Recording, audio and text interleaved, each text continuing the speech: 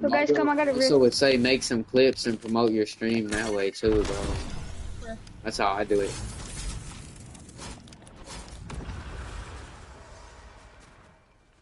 That's one thing I do at least. That I specifically do. I mean, that's one thing that everyone seems, all the big ones, content creators kind of do though. Just got a lot of success to their names.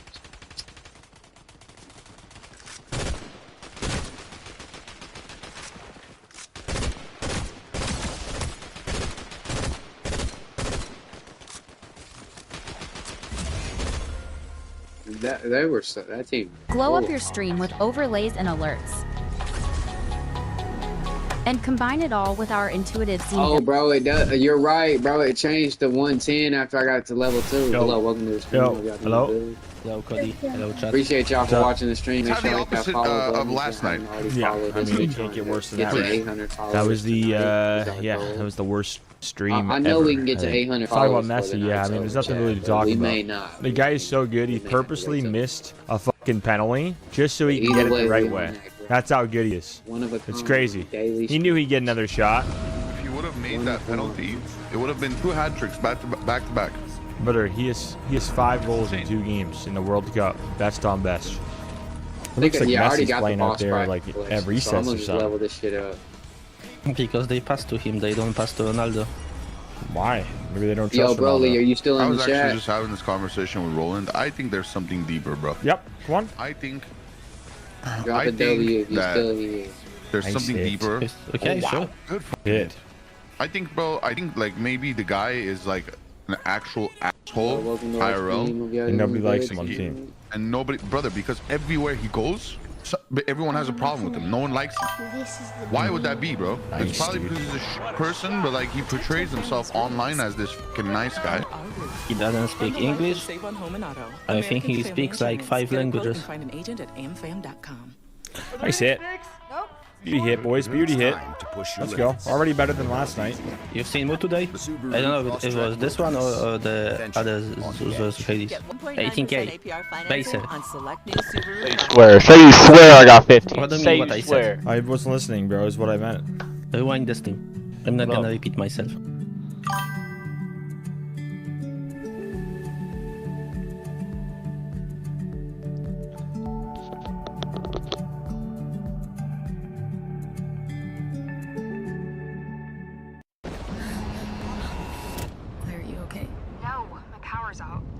While you're in there, grab my sweater.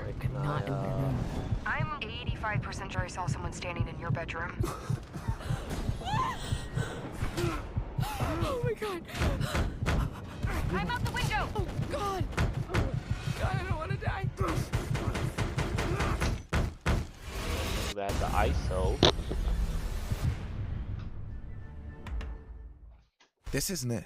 It's time for food that fuels you. For things like post-workouts, Nice Star, those final stretches, win streaks, epic flexes, and epic seasons. It's time for real food. It's time for Chipotle. Great half. We gotta keep that pressure on. And use the Active Cash Visa credit card from Wells Fargo. She's right. Christian Pulisic. It scores unlimited 2% cash rewards on purchases. Scarf, anyone? The Active Cash Visa credit card from Wells Fargo. Terms apply. Oh yeah, chat.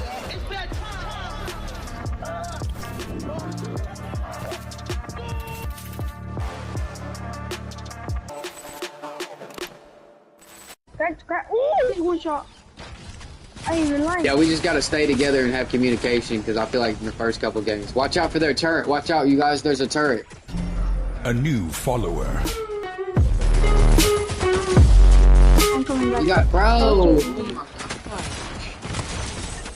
Give him this fucking turret. The rain bet. Yeah, I'm gonna do the rain bets. I want to see the rain bets going. Come on. Come on now. Let's get them rain bets going. Hey, when I'm 21, whenever I come over, I'm doing rain bets. Come on, how about that? How about that? This good? Whose is this? It's mine, but don't put any vodka in it. No, I wasn't gonna ask. I was gonna say, which one was it? I was gonna say, I thought so. Congrats, sexy brother, man. know, Avery's pissed he doesn't have fucking Poison 6 on PlayStation yet. Do you know about that shit? It's funny. What? You know about this shit with Forza 6? I do, yeah, I heard. Yeah, I've been playing that shit for like at least a month now, over a month. Avery hasn't even got that shit yet on PlayStation, brother. I know. Dude, we've been dreaming, he's been itching. I kind of feel bad for him, but at the same time, that brother got a whole ass car set up. I ain't got shit, so I'm gonna rub the shit in. I got fucking Forza 6 at the moment. He got when he with his girlfriend. Yeah. Avery's a great guy. Everyone's a great guy.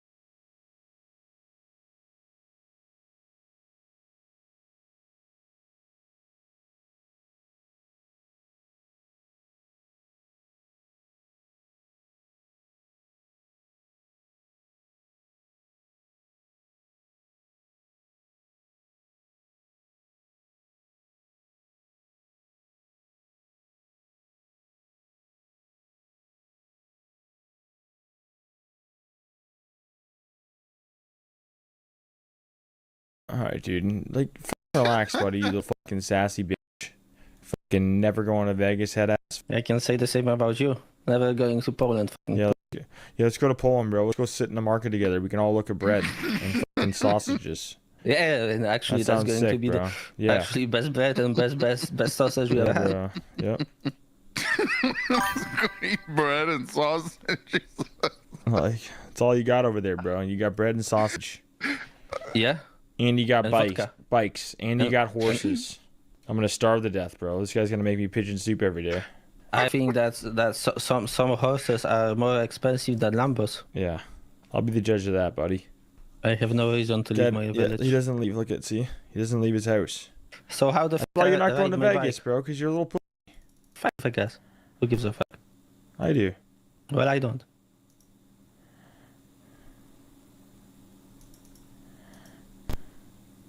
How about you focus on slot and don't lose it in 10 bang, seconds, bang, okay? bang, bang. How's that for focusing, buddy? Suck on that and twist it.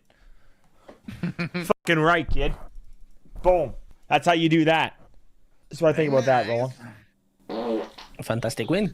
I might have shit. I did might have shit. I'm not even kidding you, brother. I don't think I can move. Oh my god, it smells so bad, bro. That was one of the wettest farts ever. Oh my goodness, bro. Yeah, go wow. check out yourself real quick, buddy. I can't move. Should I be gaming? Yeah, man. You're streaming for 25 people? What should I be playing? Minecraft? No. What do you got? Schedule 1. You got Schedule 1? I could play some Schedule 1. You got Schedule 1, you got Ark, you got the fuck. Dude, Dude, you don't have that scene on here? Elden Ring. I haven't gotten that far yet. Get Elden Ring on here. Should I get Elden Ring? Dude. I've never. Or a main, like, For Honor streamer, dude. If you start streaming Elden Ring, I bet you'd be fucking fire at it. Aight? Stream Elden Ring, For Honor, Ark. You want to? Oh wait, no, you're not. You're busy. I was about to say you want to play some For Honor. Here, I'll play some Fall Guys. Play some Fall Guys for now. I'll join you later. Don't worry. Don't worry, brother. Real. I'll join you. You know, stream. When you're streaming, you got a game, man. Look at you. Thanks, Hayden.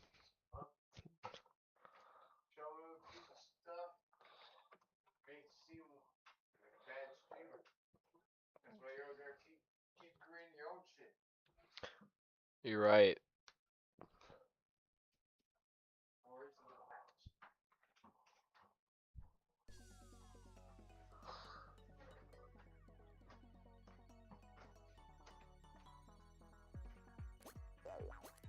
Oh, I forgot I turned the fucking audio for this shit way low.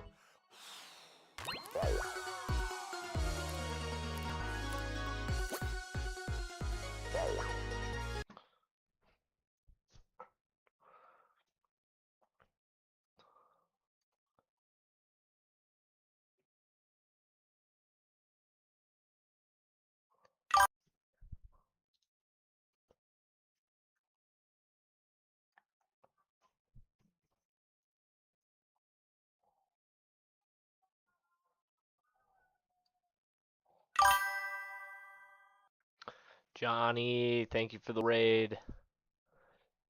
W. Hold up, I gotta give him a shout out.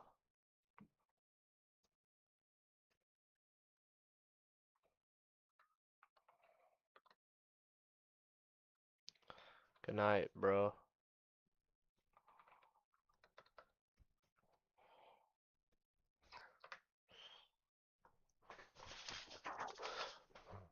Good night, Johnny. Have a good one. W raid.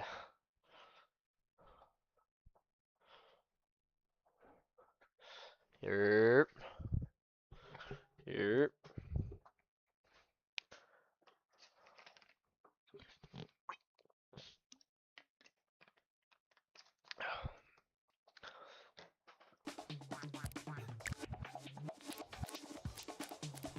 I'm about to go B1. Fall Guys. Fuck do you scrubs know about it?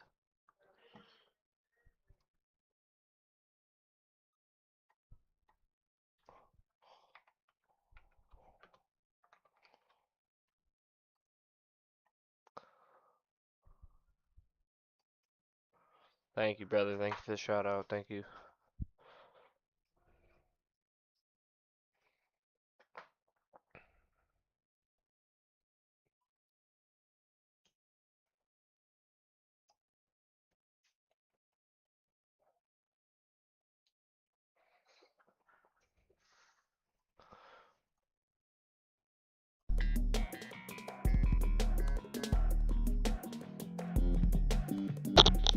Alright, chat. Let's lock in.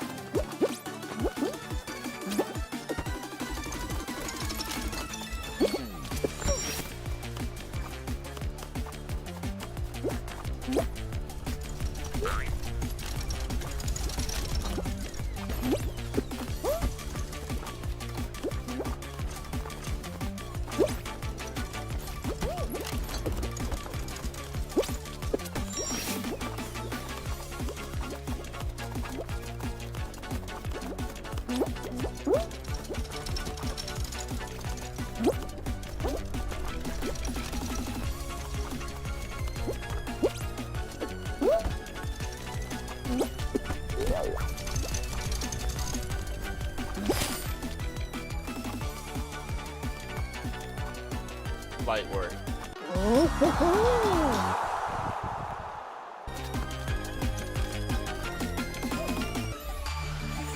my fucking base dead. Get a load of this shit.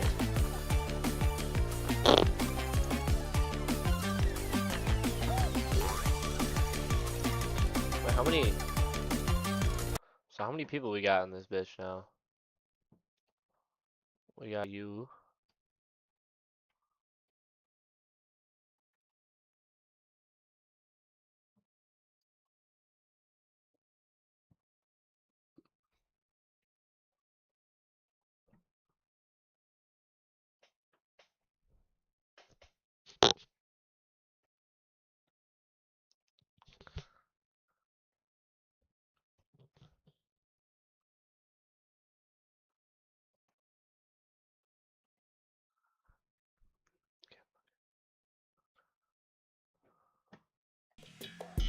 Johnny was one of the good ones.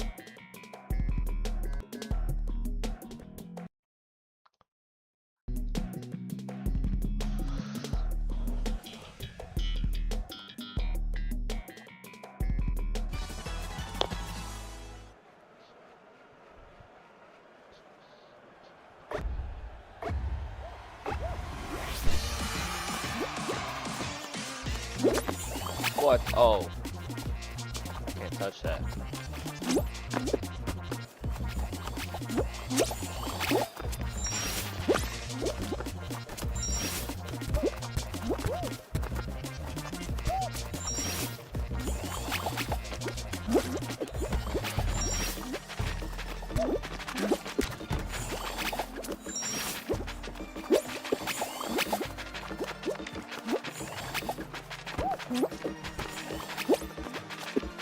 God damn it.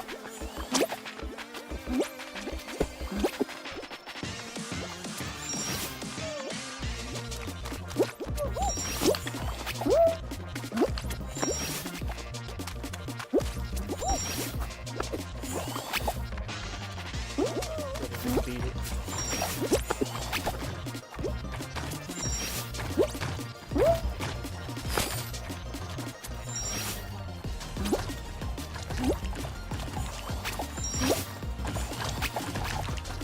Whoa. I barely fucking touched it, bro. Appreciate it, Johnny. W-raid, W-raid. Much love, brother. Let me know if you want to collab. If you're on tomorrow, hit me up.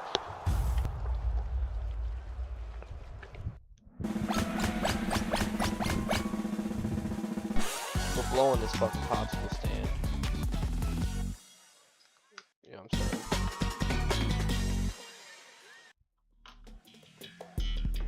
Only way we can grow is together, right?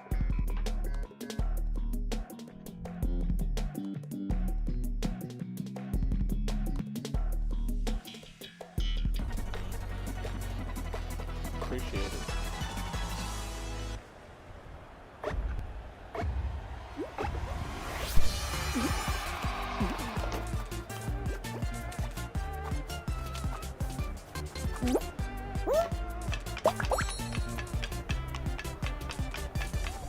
What exactly am I fucking doing?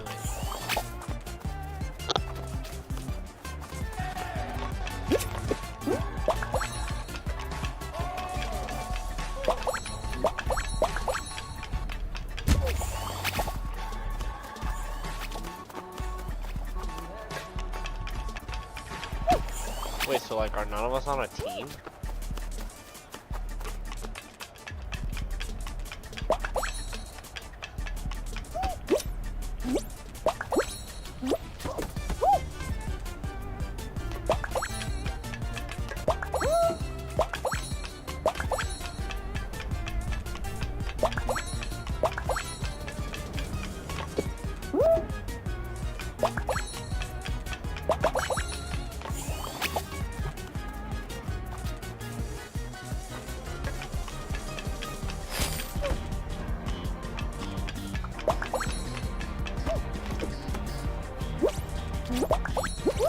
I've never played this shit a day in my life.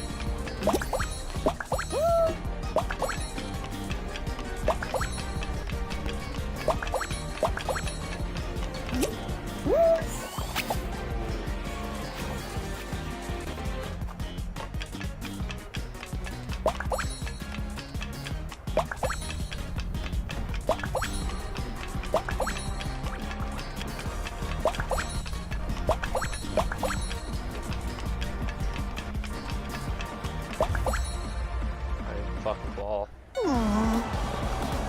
Brethren.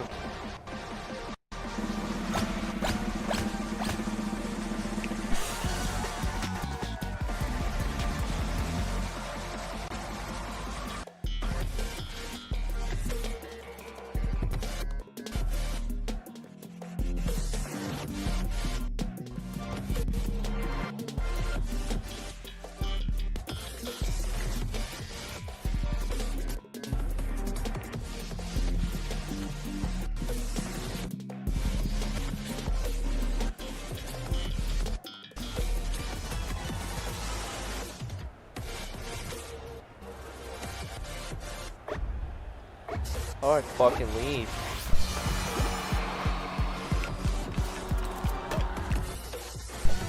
Should've been out that hoe.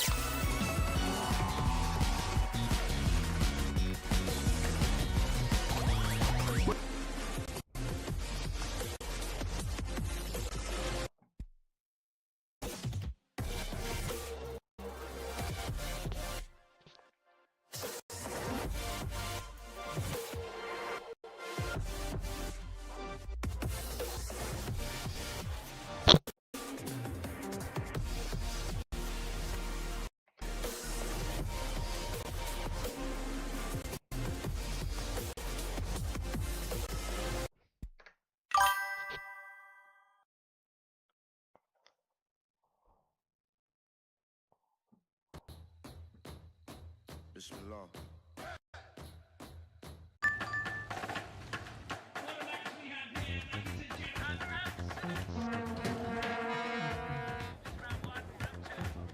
Not bad. DoorDash. When a Targaryen approaches, if you wait for the dragons to come, it would be the end. My reign has just begun.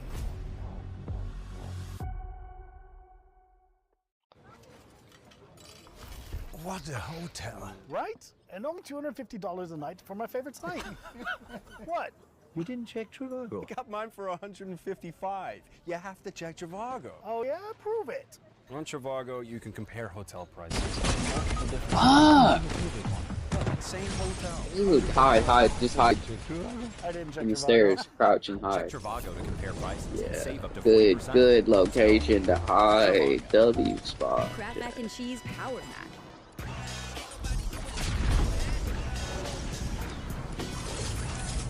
Powered by protein, packed with fiber. Get 'em up, get 'em up. The best thing ever keeps getting better. Can I use on Pathfinder do this? Oh, dumbass. Hey, bro, but you need to figure out the situation with getting 2FA, though, bro, so we can do these tournaments. There's a lot of them.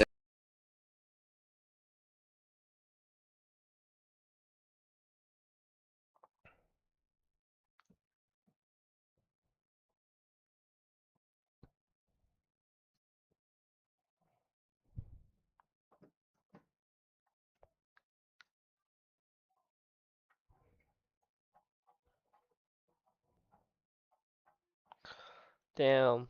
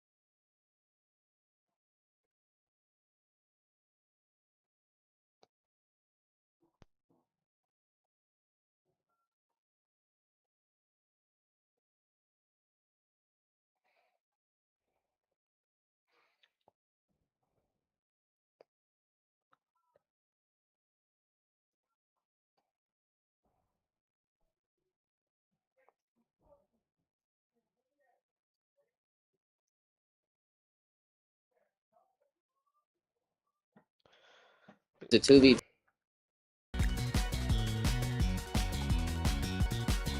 Oh shit, I forgot I was live on YouTube as well.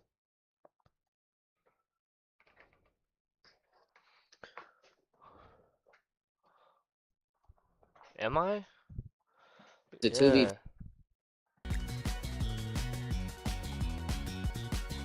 Oh shit, I forgot I was live on YouTube as well.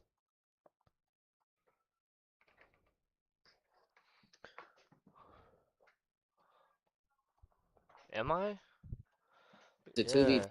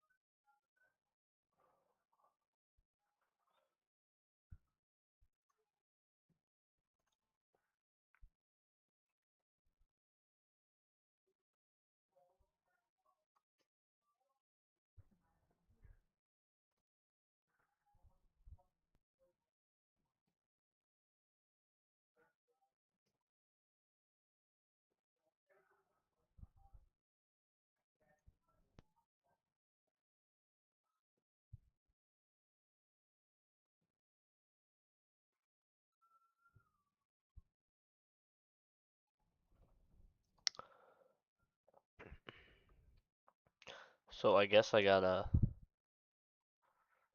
strike. Oh.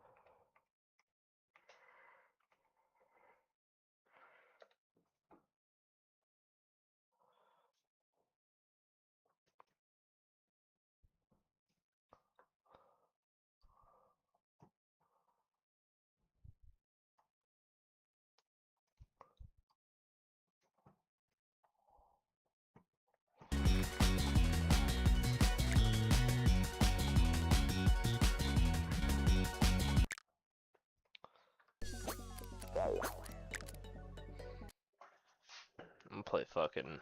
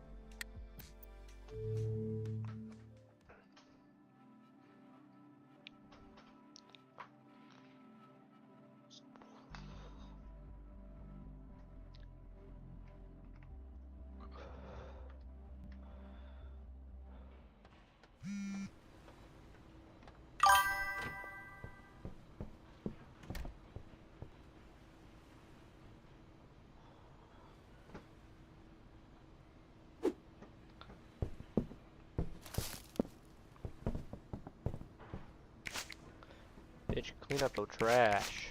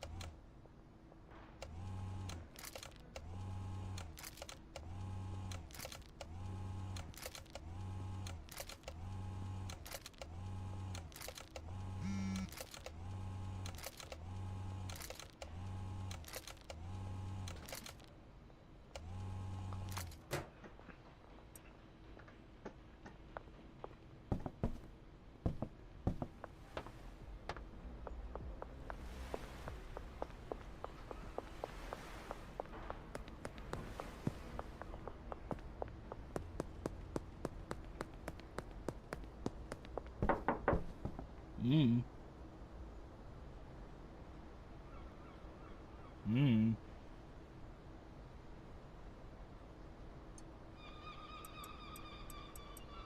Mm.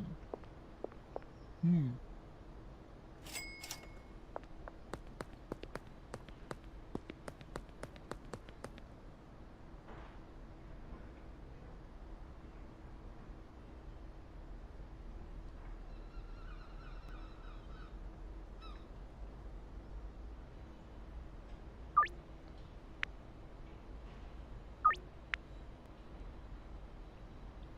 Fuck yeah.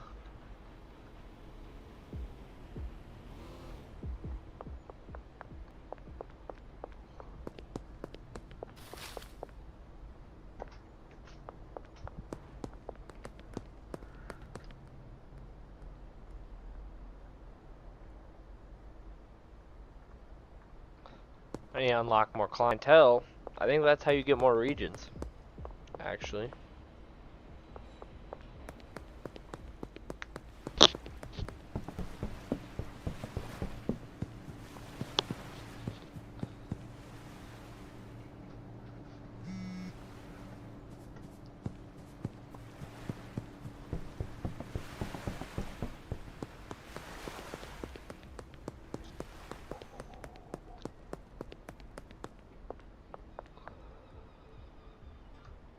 Oh, that's the bitch right there.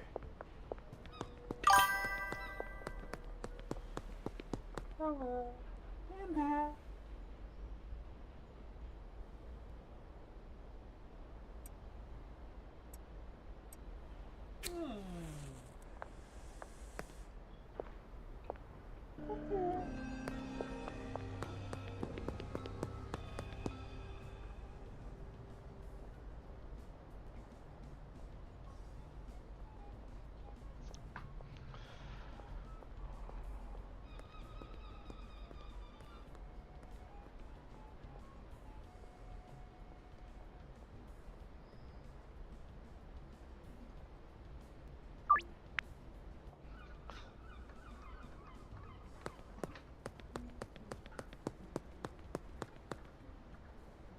Well, I actually may.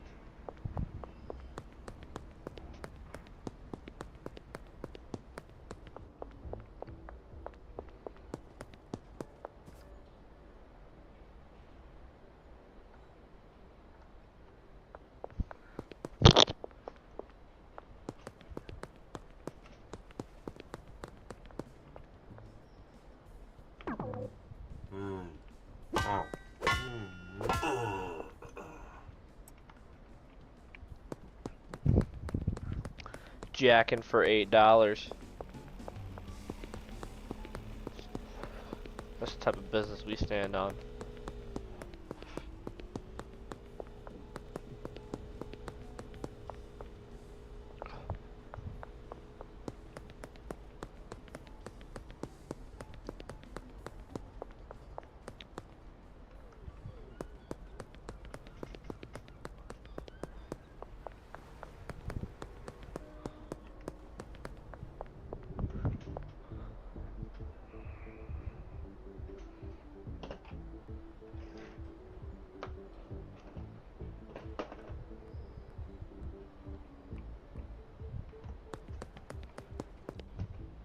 Fucking phone died.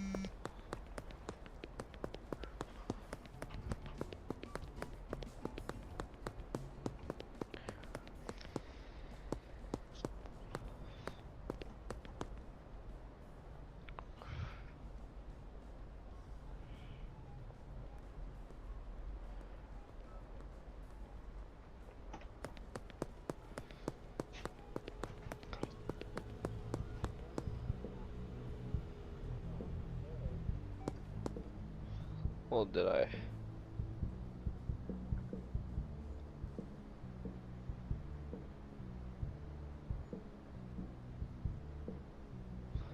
Okay, so my question is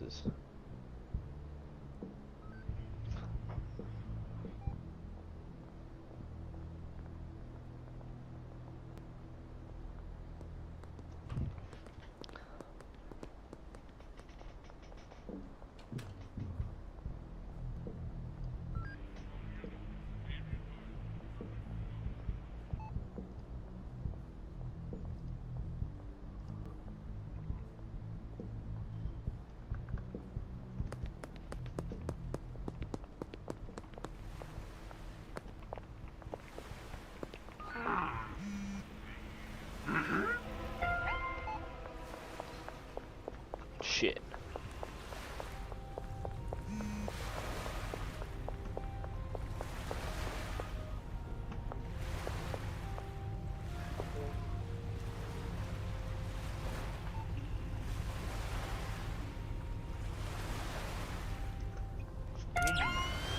No.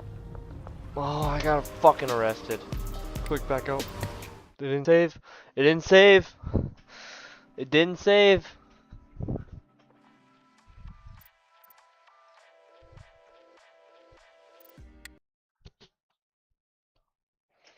Yo.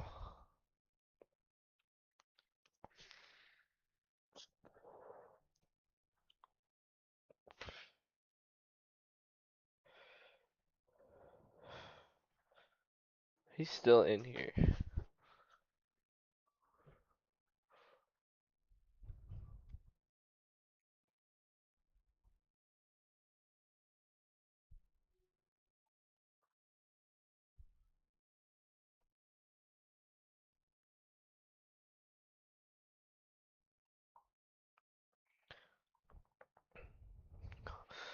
Yo, I'm trying to hold up. I want to spread some love to other people.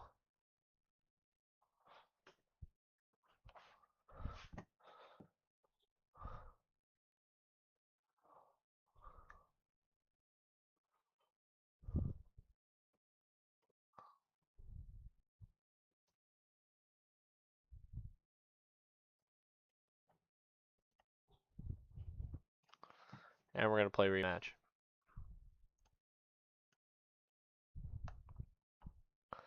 I'm downloading rematch.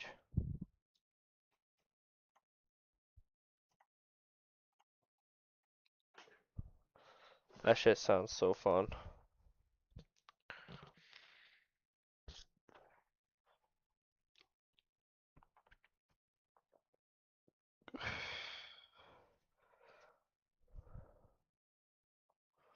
What everybody's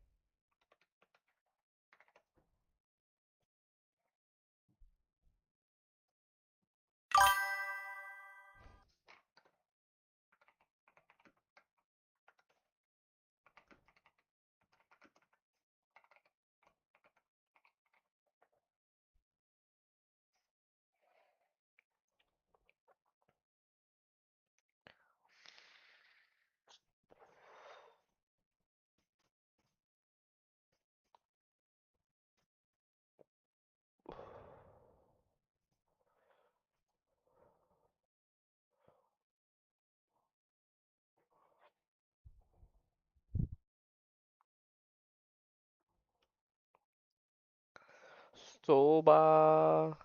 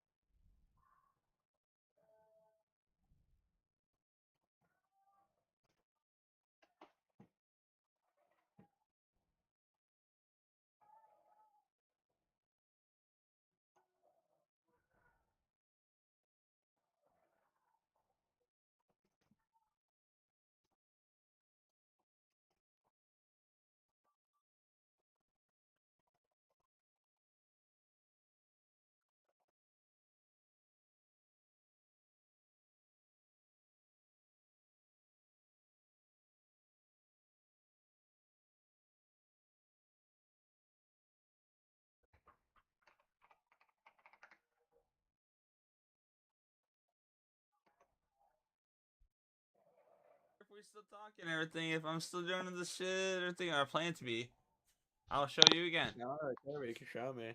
Those will be there. Fuck you. You're liquid who? Liquid Largo. Liquid Largo. Who the fuck? I started reading that. Well, you don't say who the fuck. You're supposed to be more welcoming to your chatters. This is why you'll never go past 10 viewers. I'm very welcoming to my chat. Some days.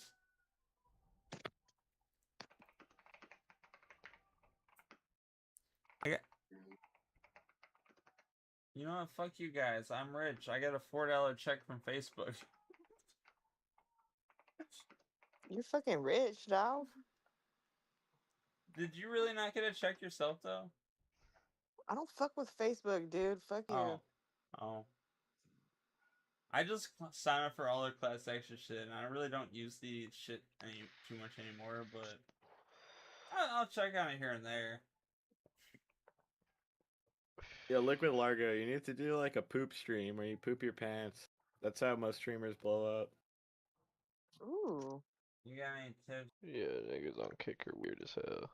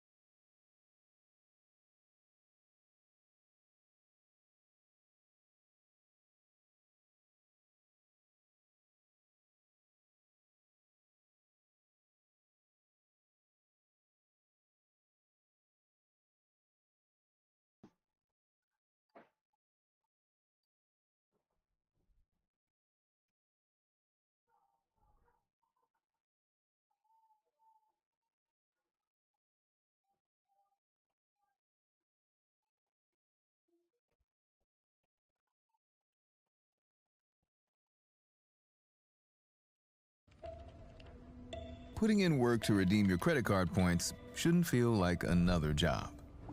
Cards Optimizer from Intuit Credit Karma puts your points in one place and shows you what they're worth, so you can unlock more of what you want.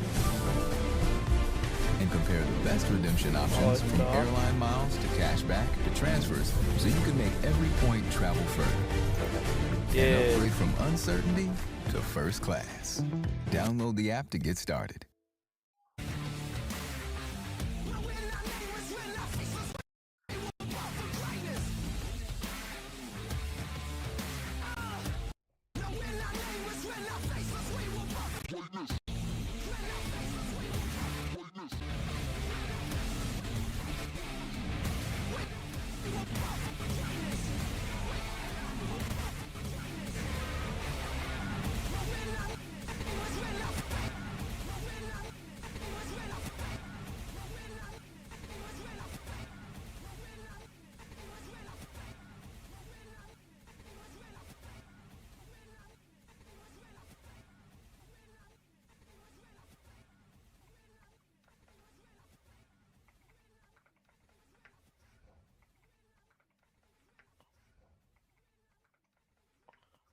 Yo. Yo. Yo. Yo. Yo.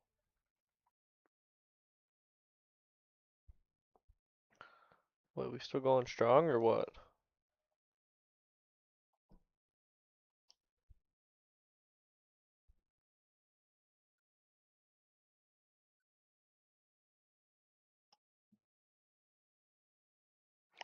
Let's find someone else to join the collab.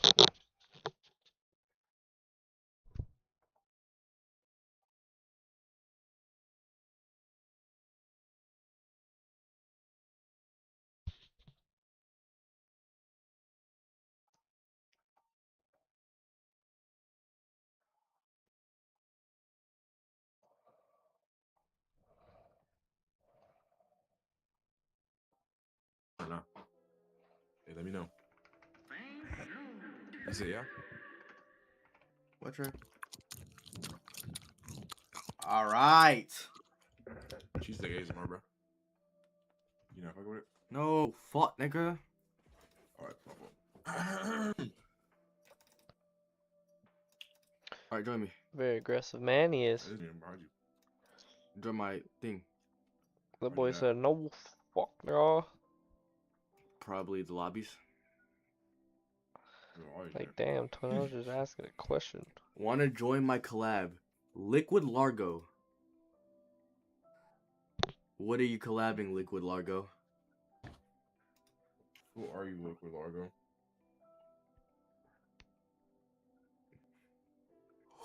Garai, what are you talking about? You, bro. Alright, bet.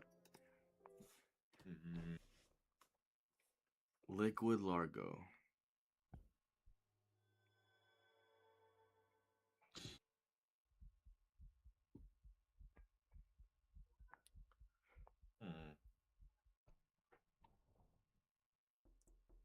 Yo, that knock actually scared the fuck out of me. I'm not gonna lie. I thought it came from my window. Oh my gosh. I actually got so scared. Oh my gosh. Yo, I actually looked at my window. That scared the fuck out of me. Holy shit. Fuck me, bro. I hate this fucking game already. Hey, Liquid Largo, you keep my balls from the fucking back. That's what you do. What? Puss ass bitch. Oh, fuck. Yo, are my alerts not showing up?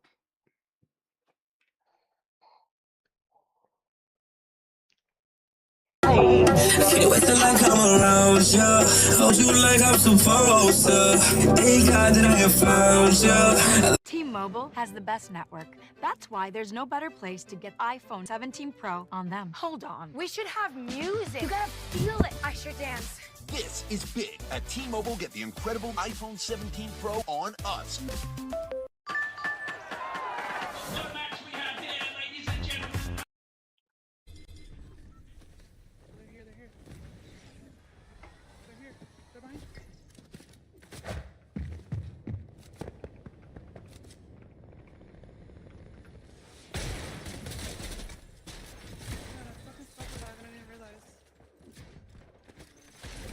Damn it. It didn't pop up the animation to use it. What the fuck? And then I started using it. That was crazy that they came up like that. That's insane.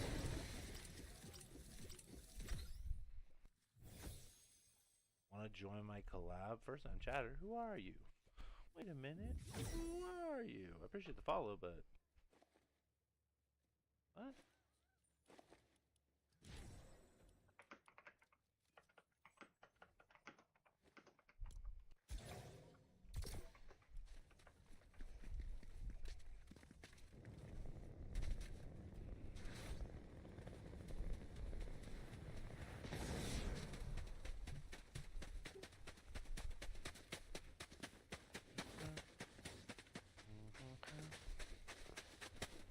Yo, like, I'm trying to, like, bring this together. Is that a no? I don't know who you are. Why would I just join a random collab like that? That doesn't make a lot of sense. I mean, feel free to unfollow, but I don't know. This seems a little odd. First time chat. Do you want to join my collab? Who are you? Are you friends with like one of my friends or something? Because if you're friends with one of my friends, that's a different story. I think that's just an odd way to come in. I don't know. Anyone else? No? Anybody else feels rude about that? Cheers. Cheers, Jackie. Love you, girl.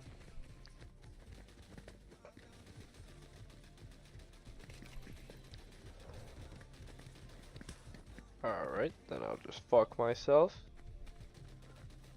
That's cool. That's cool.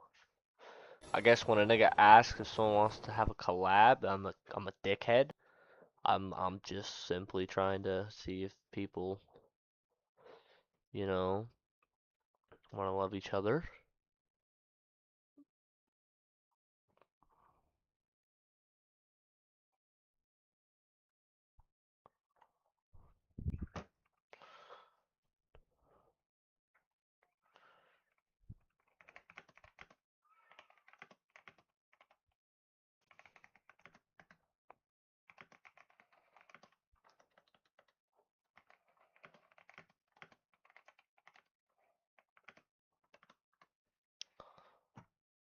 Like I'm just trying to show love. That's fire.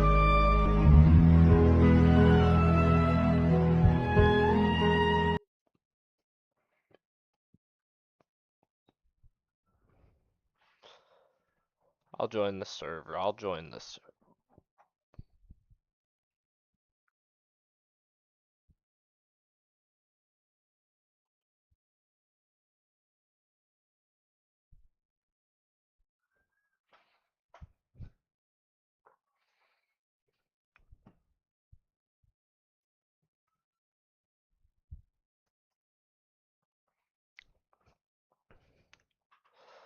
I mean, shit, I guess that makes me a dick.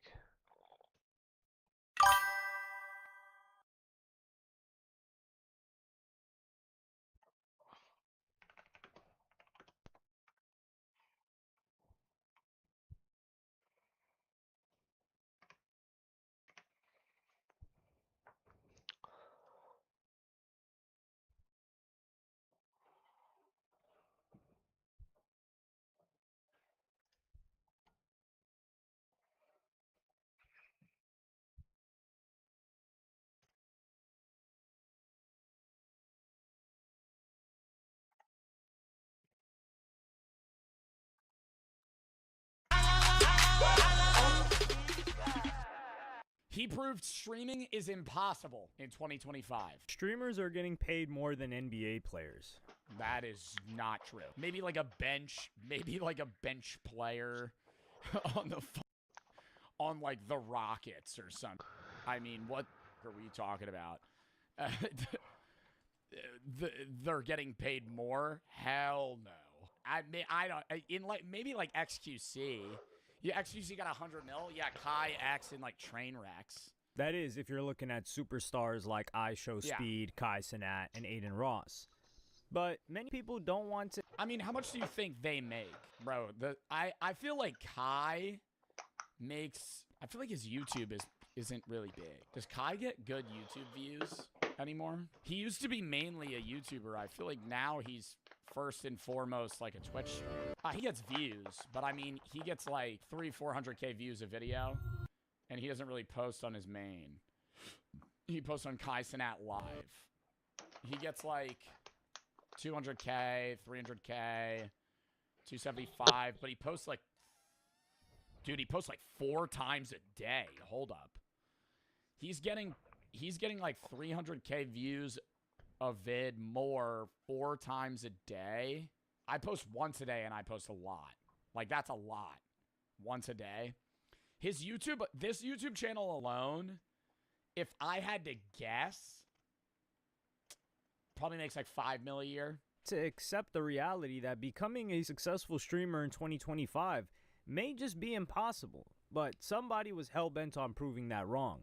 The former world record holder for most subscribers in the world tried starting a new secret channel and came across some shocking results. Yeah, I saw that. He said he was going to stream. He streamed nonstop until he got like 1 viewer, and he streamed like 10 hours and no one showed up for like days.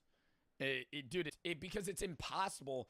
It's what I've been chirping about all the time. Oh. You cannot grow on Twitch from nothing. It is impossible.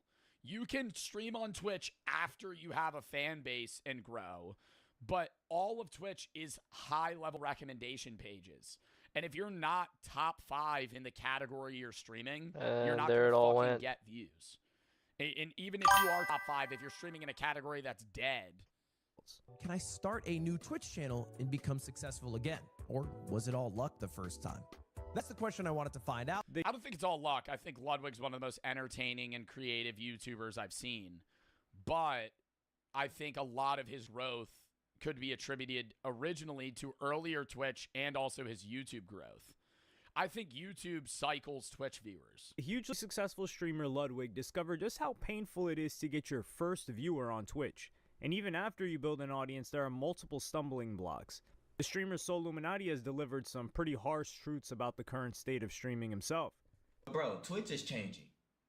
A lot of y'all that's at the top, I say y'all is at the top of the pyramid. Y'all probably don't see what I see when you. Bro, it really is the biggest pyramid that it's ever been. Like, and what I mean by that is the level of, like, width. You know what I mean? Like, Twitch in 2016 was like this. And then it's just, and Kai's at the tip. And now it's like thinning. It's like I had all to cop the that people at 3 the bottom. viewers, brother. Dude, the top 1% of streamers hold like 99% of the views. And that's like 10 guys. That's like 10 fucking people. You got to think, I'm ranked on Twitch Tracker like 195 on stream. That's you. It's not me. Kai has 20 times as many views as me. 20 of me equals Kai. Actually, that's not. It's more than that sometimes. Like, it is so. He has 195 ain't bad. I'm not saying 195 is bad at all. I'm saying the pyramid's crazy in that I'm one of the big Twitch streamers. But even I pale in comparison to Speed, Kai. Not really. XQC doesn't average as many viewers as he used to. But like earlier Twitch, XQC used to be like the biggest streamer. Like the biggest streamers used to average like 20, 30K, but so many streamers average around that frame. Now I feel like it's either you're stepping up to the next level or getting bumped down to like 5K Andy. I'm still a 5K Andy, right? I'm not saying that's bad. I'm saying most Twitch streamers that grow hover around where I am. Tap out and then you get a chance to look at what's taking place. The original beauty of streaming was that it was a level playing field. With just a computer or even a phone, you could become the next Aiden Ross. But once you really break down what's happening now, it's become incredibly clear that this ship has well and truly sailed. I started this business in the closet of my mom's house. Now we've been able to grow into over 500 retailers. I've been on Shopify since the very beginning. There's a bunch of amazing templates that you can choose from. If I needed to go in there and add a logo, add a little bit of text, Shopify makes it really easy to do that. I don't think I'll ever outgrow Shopify. Definitely helped me take my business to the next level. I'm Jack Joseph, founder of Remember Kombucha.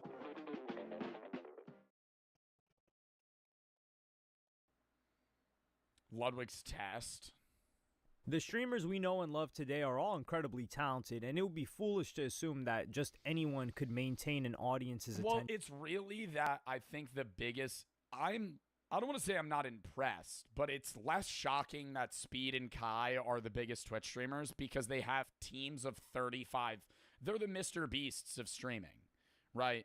They have teams of people that put on this stuff. They're huge IRLs. Speed has groups of cameramen and editors and people that are directing him certain ways. They have security and all these people that are basically putting on a production, like a movie almost, for what they do. And then there's guys that are like desktop streamers. I'm a desktop streamer. I'm just fucking sitting talking. Even other big streamers, like XQC is a desktop streamer. I would say Aiden Ross is largely a desktop streamer. Right? Like, that's becoming increasingly rare at the top for guys that are desktop streamers to be the biggest. For hours upon hours on a daily basis. At the same time, Queso? Oh, bro, I would say Queso's the biggest desktop streamer. Is there anybody bigger that just streams? Queso is a desktop streamer that plays 99% solo games and never collabs. Like, the FaZe guys share a lot of viewers. And even like Jinxie, like Jinxie's huge, but like he does a lot of collab shit. Queso just like raw streams by himself. I would say Jinxie's smaller than Queso on Twitch. I think, actually no. I would say Queso's bigger on Twitch and YouTube. I think Jinxie's more known, but Queso has a way bigger dedicated fan base. they did gain a lot of momentum from the wave of popularity streaming has experienced in the past 5 years. And Ludwig is a perfect example. He's a funny guy, but he also started during the early years of streaming when it was really developing in 2018 and benefited from the intense popularity streaming received during the pandemic. But just how much luck and talent played into his success is something he often gets asked. I want to know the take that early streamers have if streaming was do you think streaming was easier or harder then? Like, do you think it was easier to be a streamer and become a streamer in like 2017 or now? There's way more viewers, but I think there's an even higher influx of streamers. I think it was easier to grow just because there was, you know, more potential to be seen just streaming. But there was also way less people watching. So it was like you had to fight for those viewers. But now I think it's like you're fucking fighting an uphill battle, right? You're scrapping for 5 people in 2016 versus you literally having to be as good as Kai Cenat to even get 5 viewers today, unless you're fucking able to transfer an audience. About by his fans. You see, after Streamer Games, I met a bunch of subscribers, and you guys were asking me some random questions, including questions about live streaming. And somebody asked me, Ludwig, could you do it all over again? If you had to start a Twitch channel from the ground up. If I had to do it again, I'd just retire. I'd just retire from streaming. I would just, I'm not doing that again. Fuck no. Oh my God. What I would do, I wouldn't start over at Twitch. Like, I would have to go back to TikTok, run that up, fucking move that to Twitch, move that to YouTube, and back to Twitch. That's what I did. I did TikTok to Twitch to YouTube to Twitch. That's how I grew Twitch. Was TikTok initially, used Twitch content for YouTube, and then that YouTube content fueled Twitch. That's what I think modern streamers do. Older streamers like Lud, Hassan, Connor Eats Pants, all those guys grew raw on Twitch. Then they brought up a good point. I wouldn't have a chat to talk to. The sad reality is that there are many streams where simply nobody is watching, and this leads to a simple catch-22 situation. You need viewers to get popular, but you also need to be popular to get viewers. But Ludwig figured that it should make sense that if he generated millions of subs before, he should be able to do it all over again. Now, not wanting to be the expert live streamer who doesn't know the answer to a question, I said, well, I would just talk as if there... I think he could do it. Didn't he do it on YouTube? I thought that he did another experiment where he grew raw on YouTube and it was possible. I think that's easier. If you blow up on YouTube and you know how to blow up on YouTube, you could do it all over again. No problem. It might take a while, but you could do it because you know the method. Like, if an example is Jack Doherty. Jack Doherty tried YouTube for 5 years, right? Wasn't getting traction. Blew up, figured it out, got his niche, got an audience, doing great. If you plummeted him from million to 0, I think he would get back to 1 million within a year. Because he would just make the same fucking content, thumbnail it the same on a new account. Was chat there, but can I actually do that? I can basically go live with any title at all, and a few thousand people are guaranteed to show up. So can I actually live stream with no chat, or better? I don't know about that. I think if I went live, right now I have 5,000 people in stream.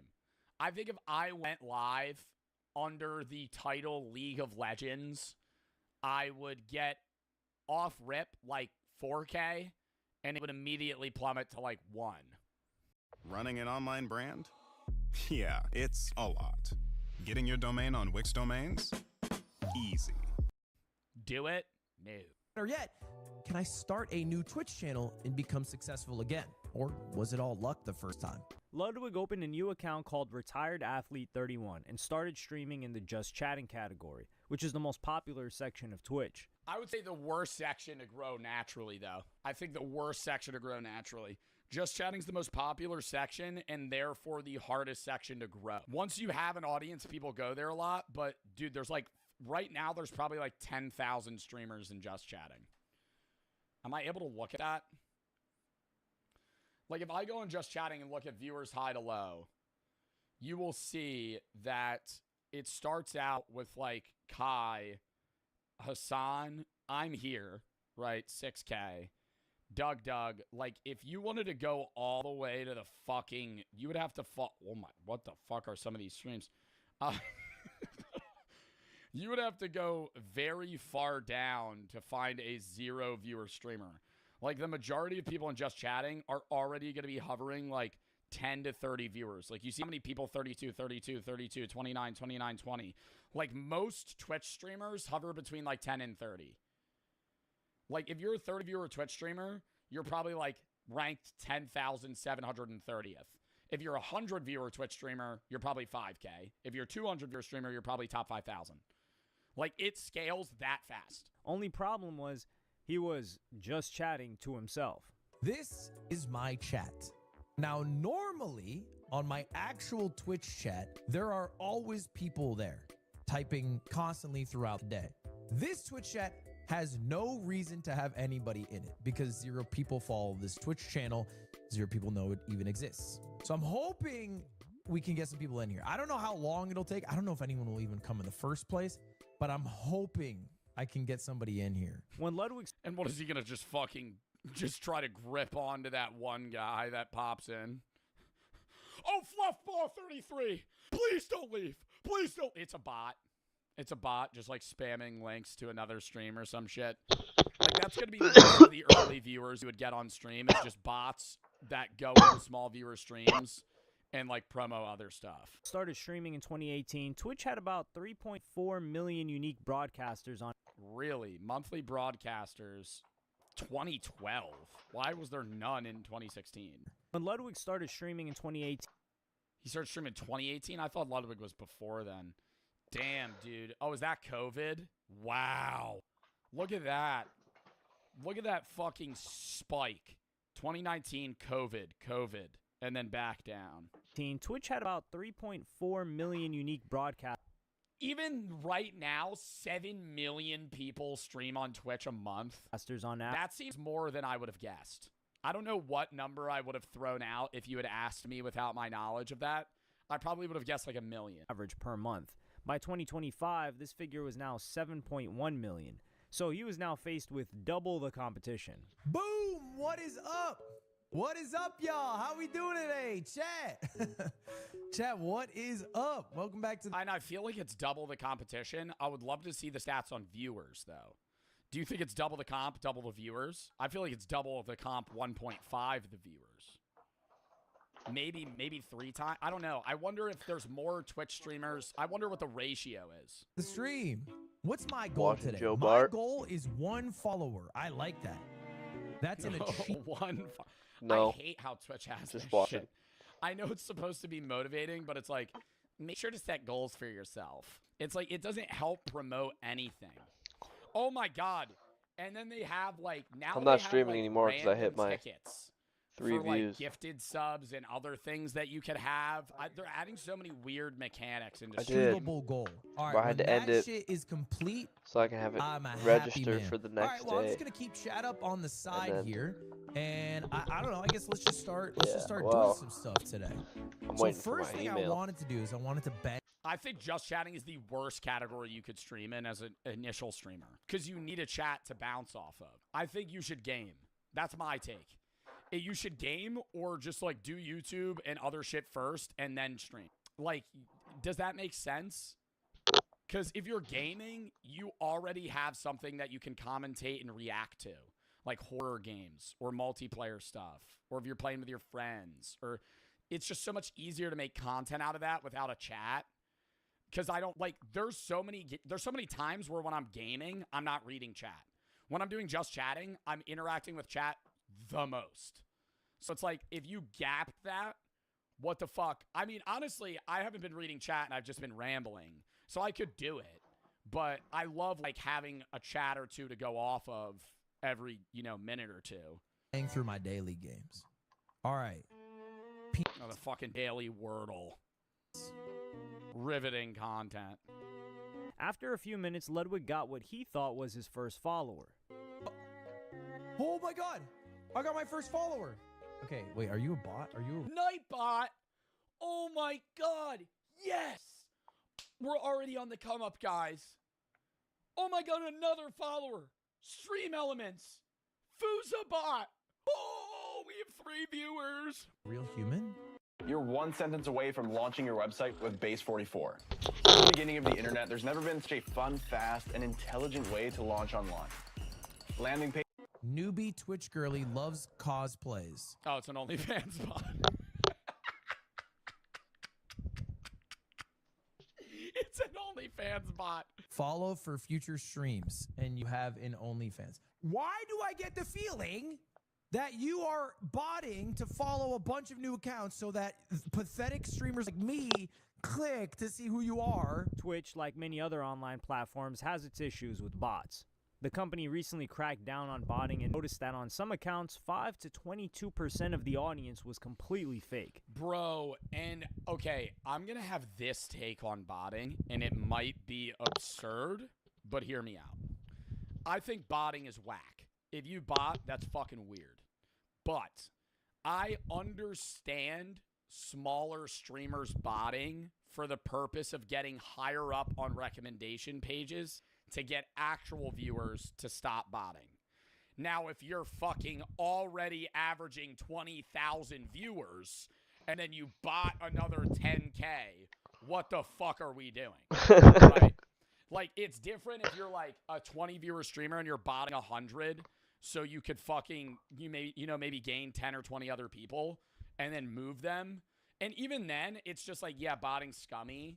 But I understand the reasoning behind being a botter if you're a new streamer.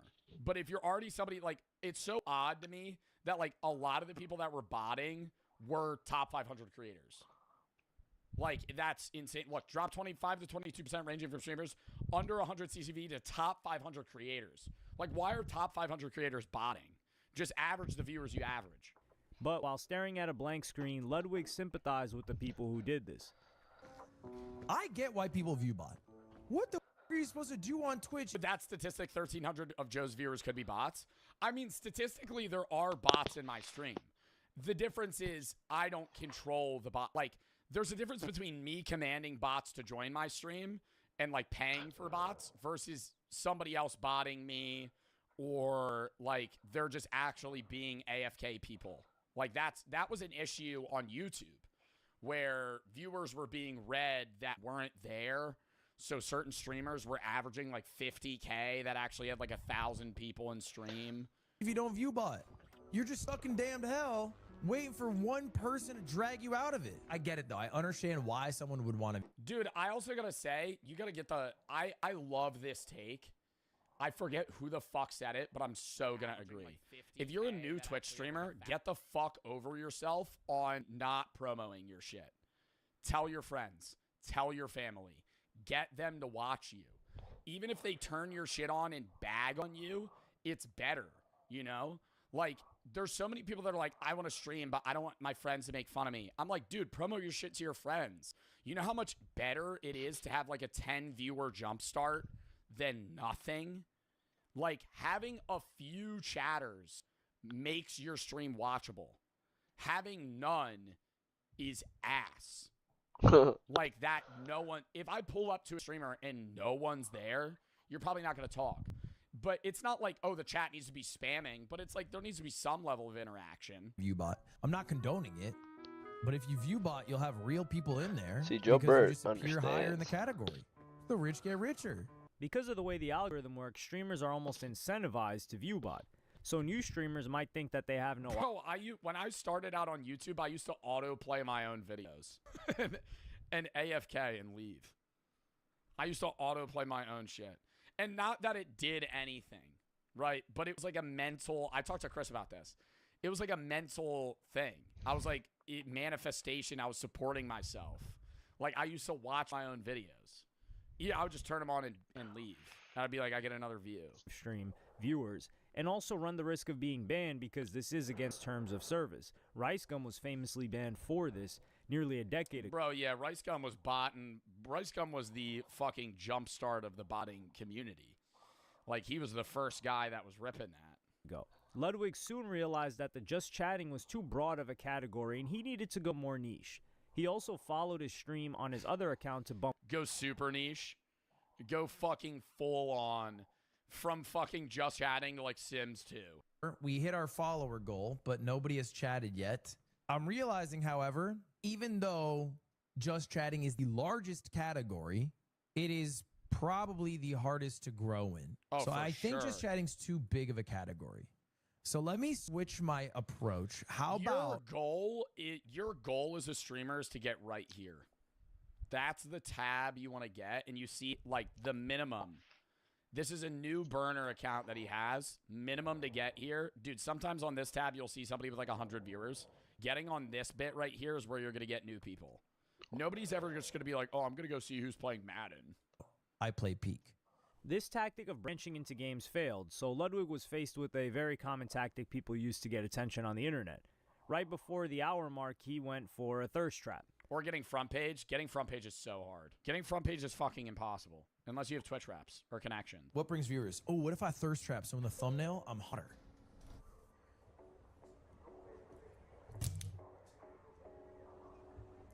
I'm going with a white I mean, at that point, have like a screen grab of like a lewd VTuber. tank top. Because people are going to see it in the thumbnail and they're going to go, damn. And you'd grow more naturally. Damn, that dude does look like a retired athlete. He's definitely got the body of someone retired. 2.5 hours into the stream and without a single viewer. That's not the Joe method. You think I'm fucking thirst trapping? You think this is a thirst trap? Oh God, his shoulders are showing. He decided to eat a hot dog as fast as he could. The goal is to eat it as fast as... See, but here's the way that I have this take.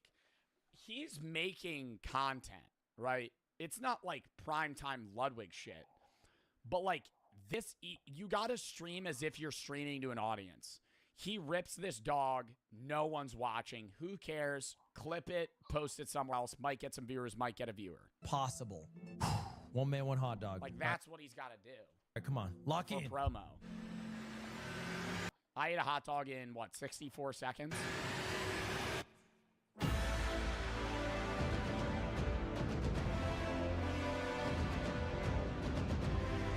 Wow, that is very fast.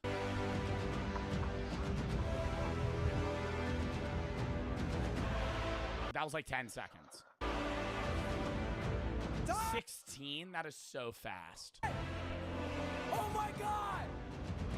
That was fast! I can do it! This again didn't work, so he decided to move to an area of Twitch where... So he decided to eat another hot dog. Oh no, there's no viewers still. Let's rip another one. Like, it's not gonna make people show up. Going to play Super Smash Bros. Melee. Honest to God, it's kind of like showing up to a game. Super Smash Melee, bro. I feel like that's a dead category. I feel like nobody be watching that shit. Stop. My chance of getting recognized at a GameStop in the mall is much higher than at a Macy's in the mall. If this doesn't work, we'll switch gears again. The biggest takeaway from this is that streaming on its own is not a way to build an audience. Bro, I feel like I would never get recognized in a GameStop, bro. Who the fuck's in a GameStop? Skinwalkers. Skinwalkers. Hey, do you want to start streaming? With All Pro, you get access. Skinwalkers. I mean, are you fucking serious? Who the hell's walking into a GameStop nowadays? 2025? What are you fucking buying? A used version of a PS4 game? Twitch is notoriously bad for discoverability and is usually used as a base and not somewhere that you can grow. So had Ludwig done this experiment on YouTube, he might have seen some different results. But for anyone starting for sure, if he did it on YouTube, it would have been better. This is where Ludwig actually gives some pretty sensible advice.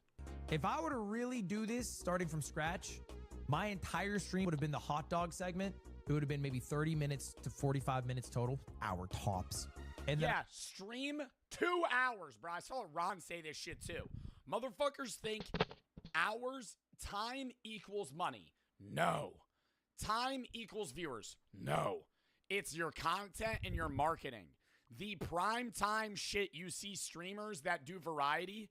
Who does variety? Me, Queso, King Wools, fucking all these other streamers. They stream 3 to 6 hours. That's it. If you're streaming 15 hours straight, you're not Summit 1G, okay? He's been doing that shit since you were in the womb. Before your parents even birthed you, Summit's been ripping fucking no-life streams of hardcore-ass games that are impossible to play, right? XQC the same, bro. He's been a grinding gamer. That's not modern. I feel like getting big in that category is dead, in my opinion. Now, I'm not saying I'm right, but I feel like modern day streamers that get big are streamers that do content that is for entertainment or you're pro. That's like the biggest difference.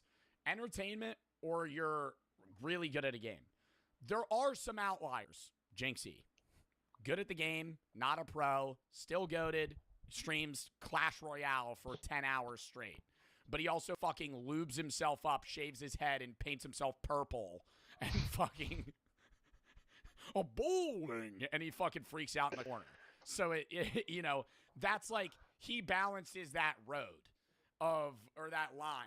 So, I don't know. It's just...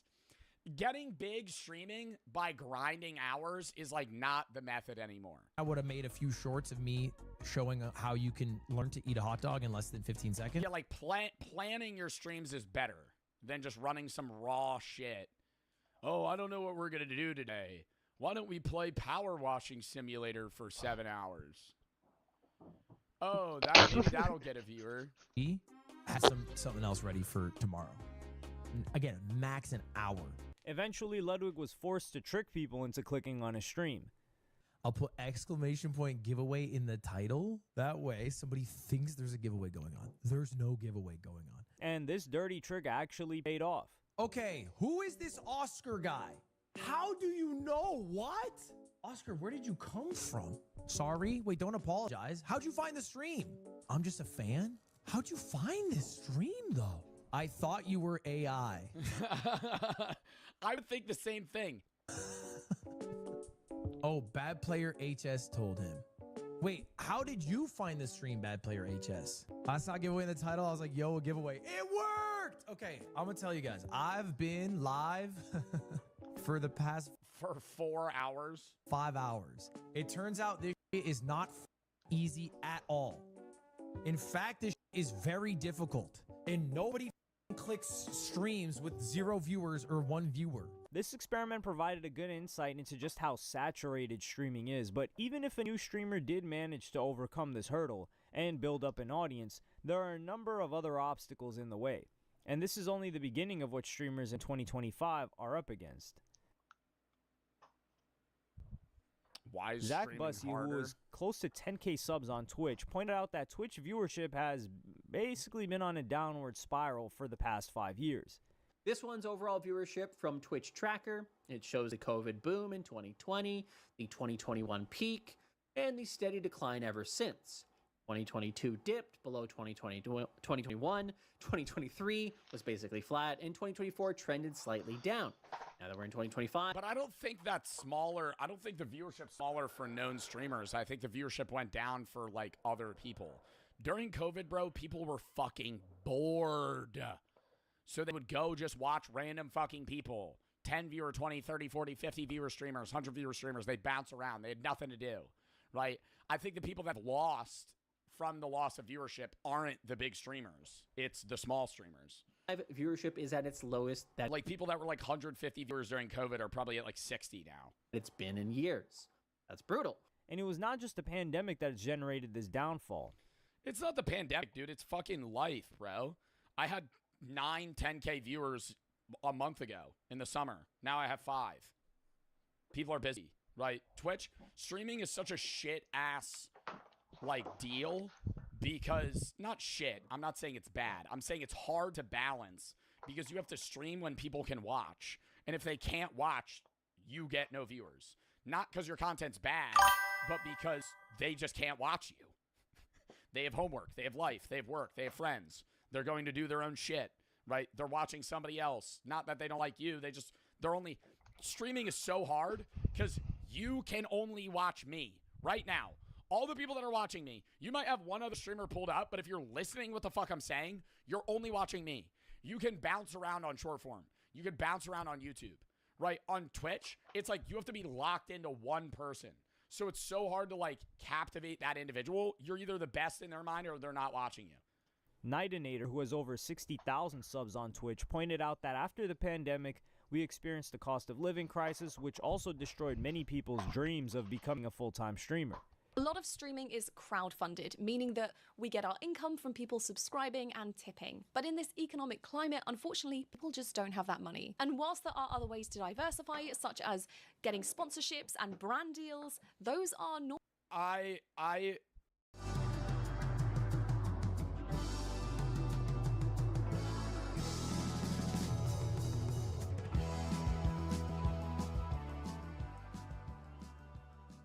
What you want to do is save hundreds when Liberty Mutual customizes your car insurance. That's great, but can you ask your friend to stop digging into the green?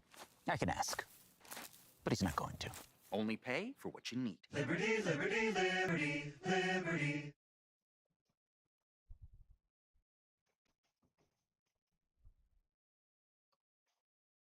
Agree that especially if you're a smaller streamer, it's harder to get money because the economy's down and therefore people have less money to spend on stream. And you could supplement that with ads and other things. But I think one of the biggest things that annoys me that I see about other streamers is the lack of effort on any other platform.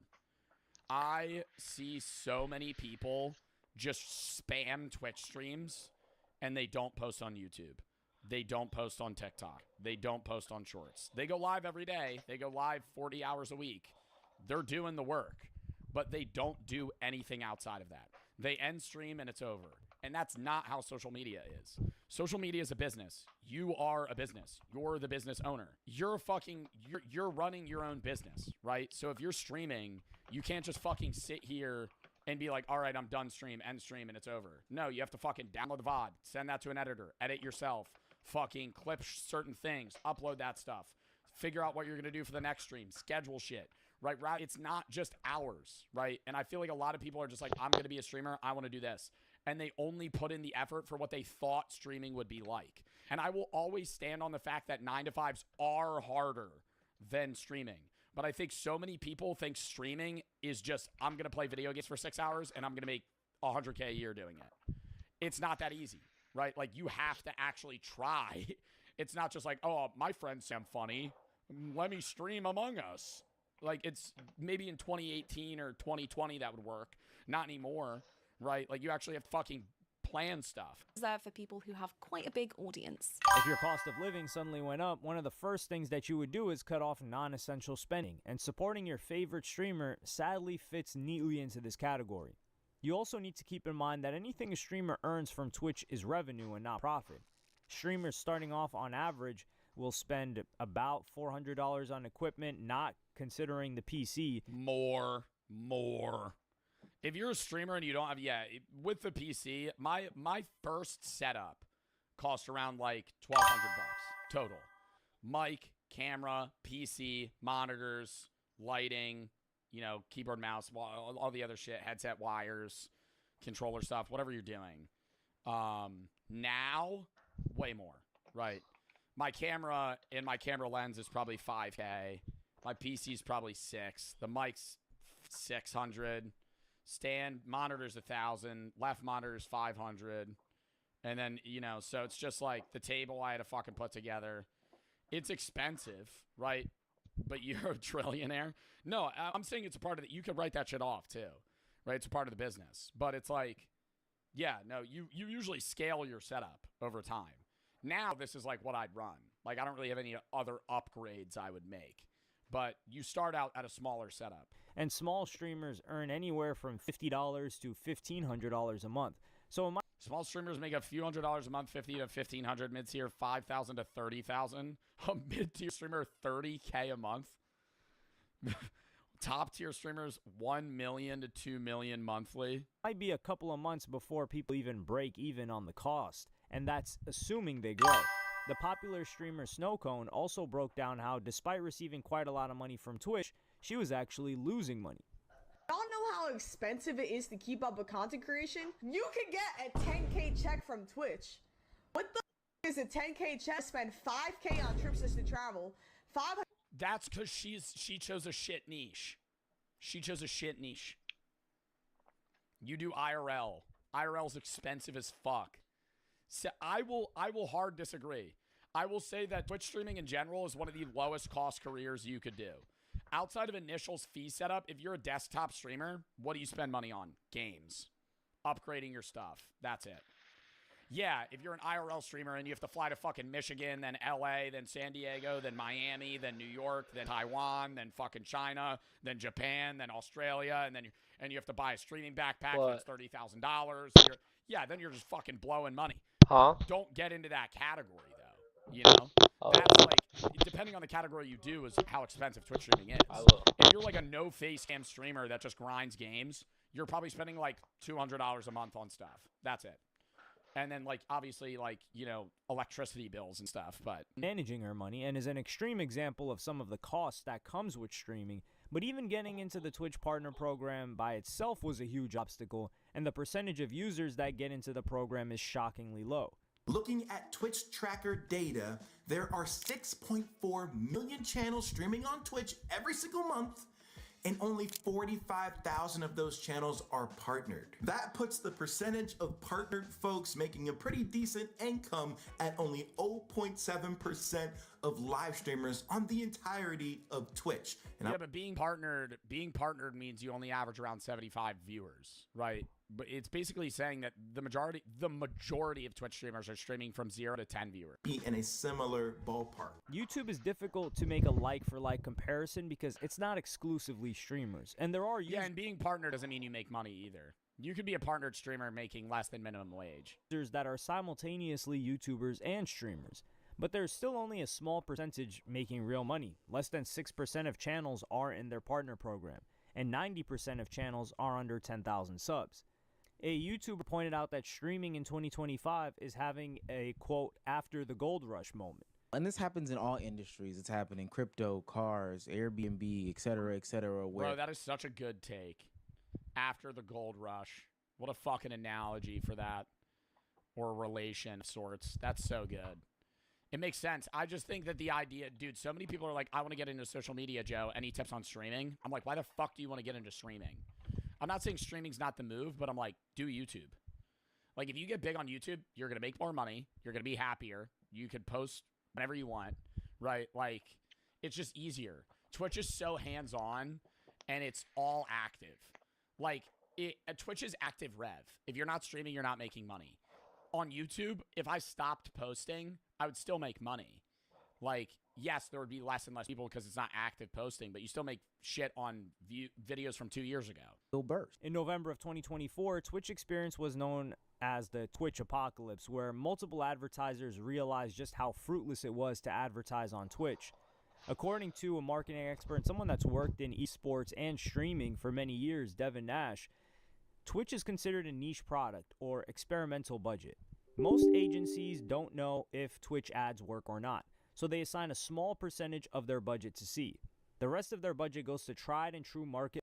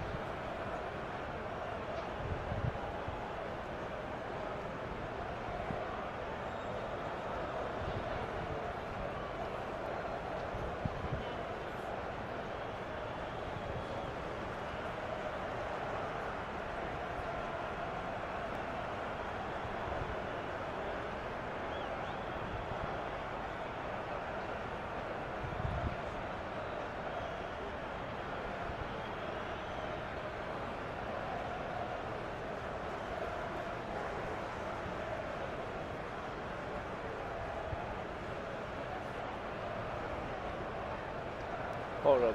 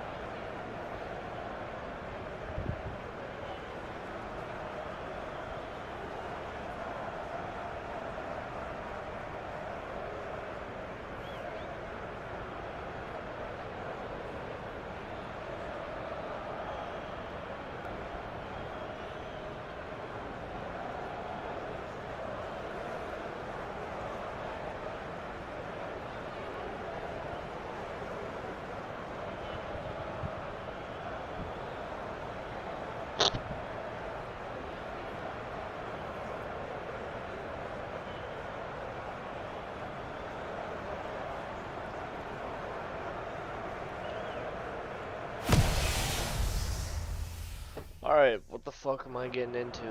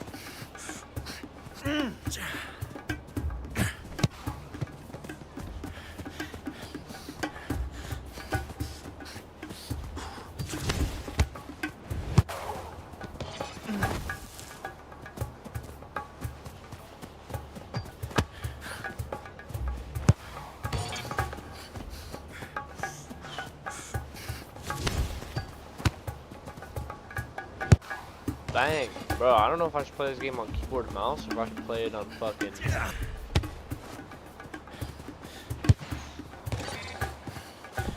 I don't even know if I can play it on controller.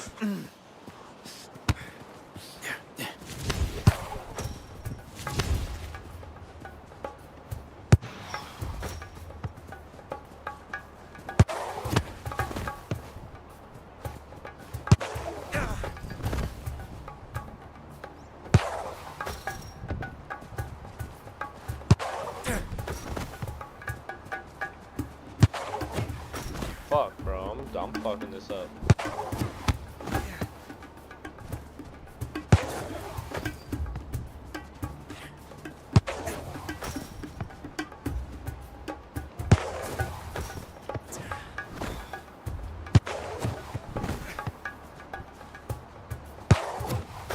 Bro.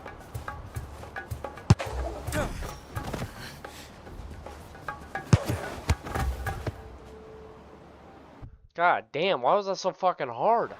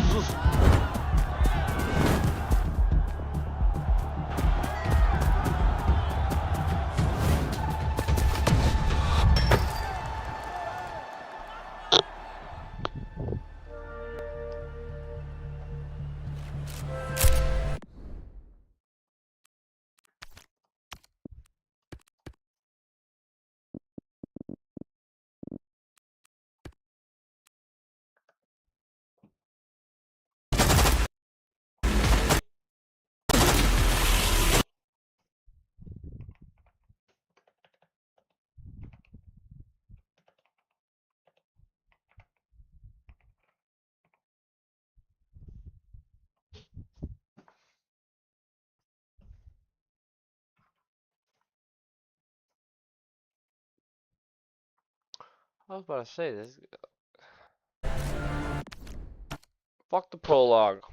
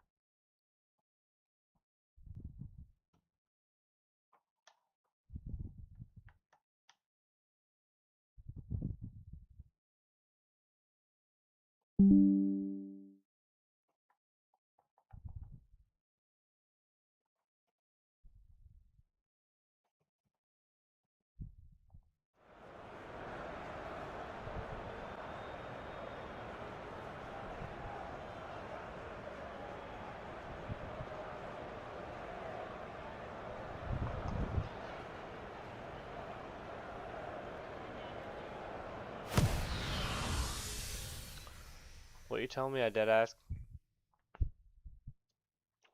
What the fuck?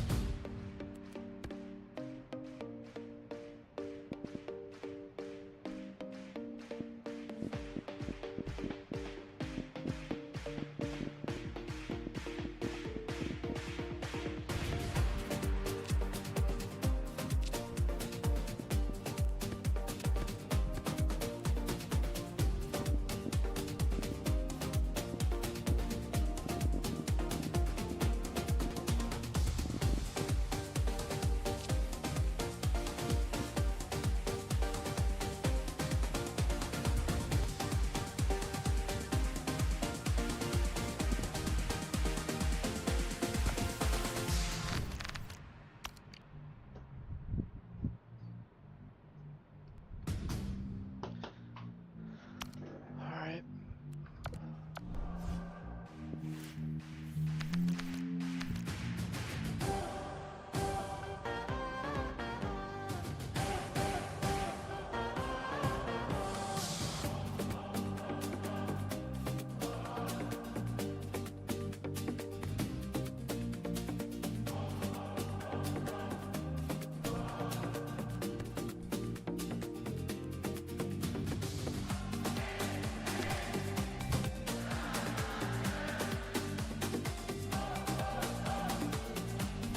I don't know what the fuck I'm doing.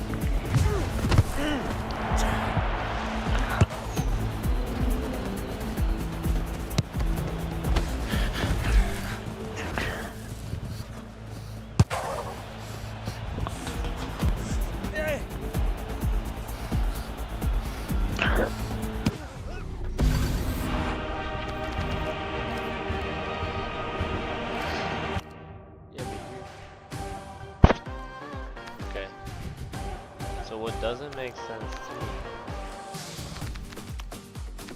me is the fact that this game is control.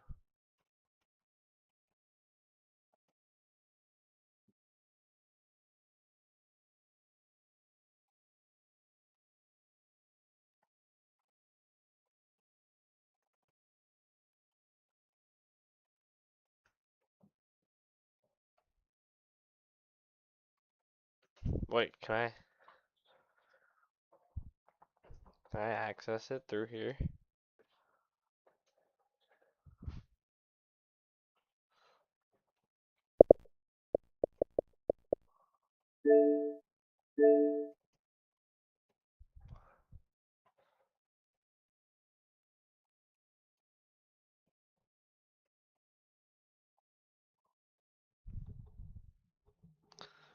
Is this how I play it on controller? Cause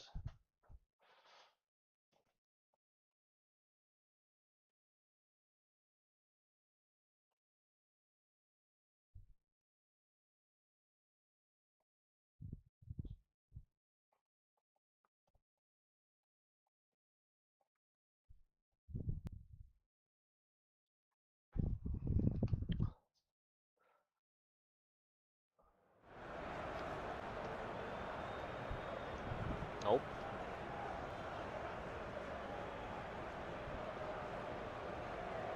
Still can't.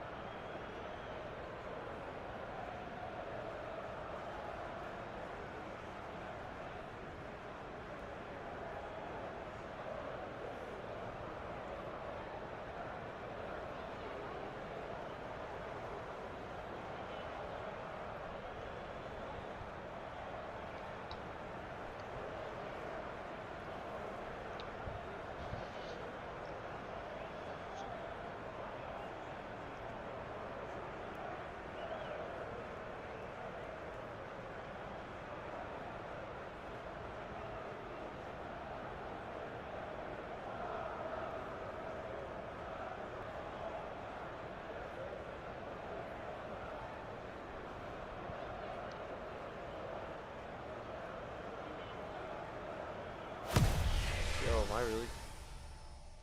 Wait. Nah, actually, fuck this. I know the loophole. I'll just fucking cloud stream it. I know the loophole.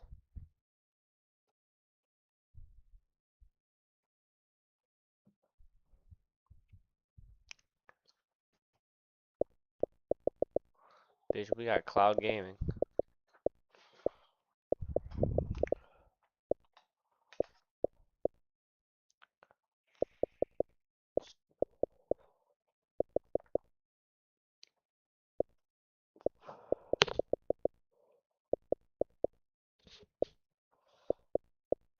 Brother.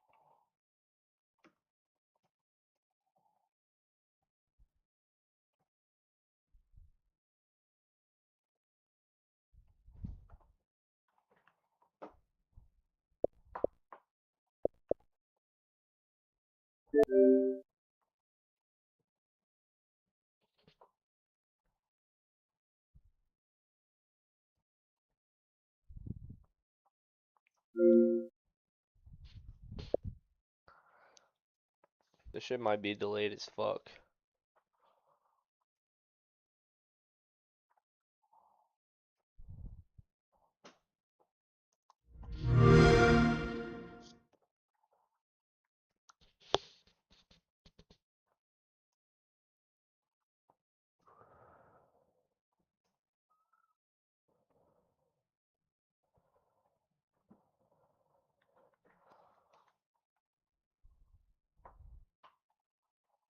I think I broke it.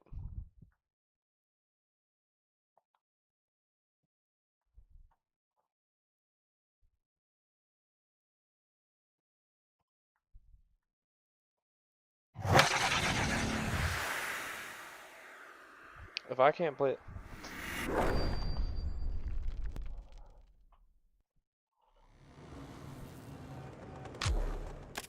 Bro, who do you know is still streaming Skate 3?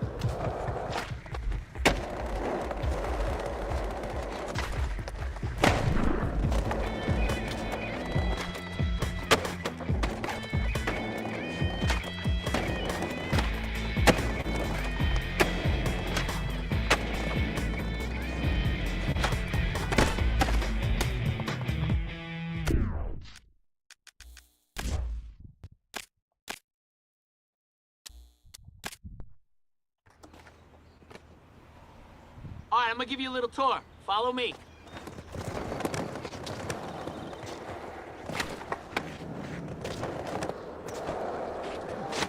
Hey! This way!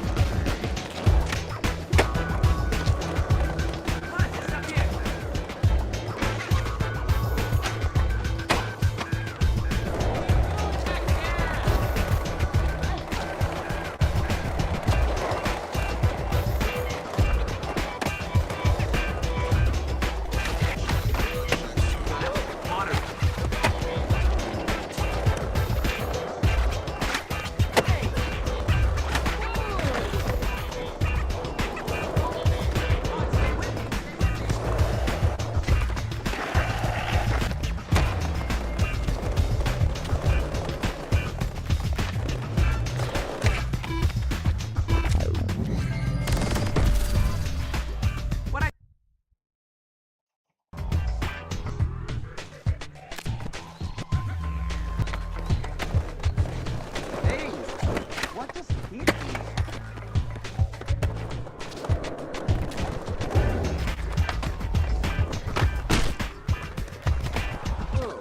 How's that feel?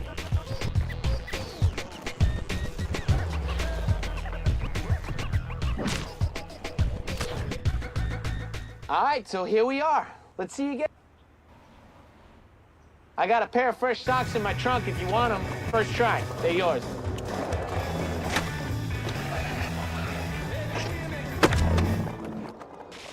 Yo, that was sick. Oh.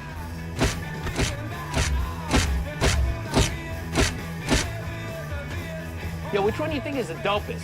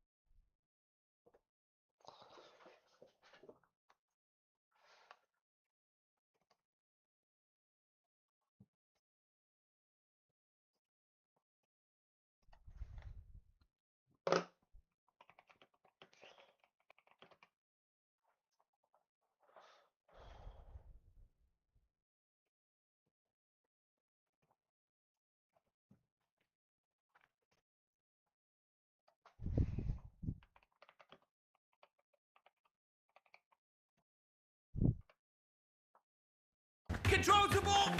Cuts onto his left. And it's going to be...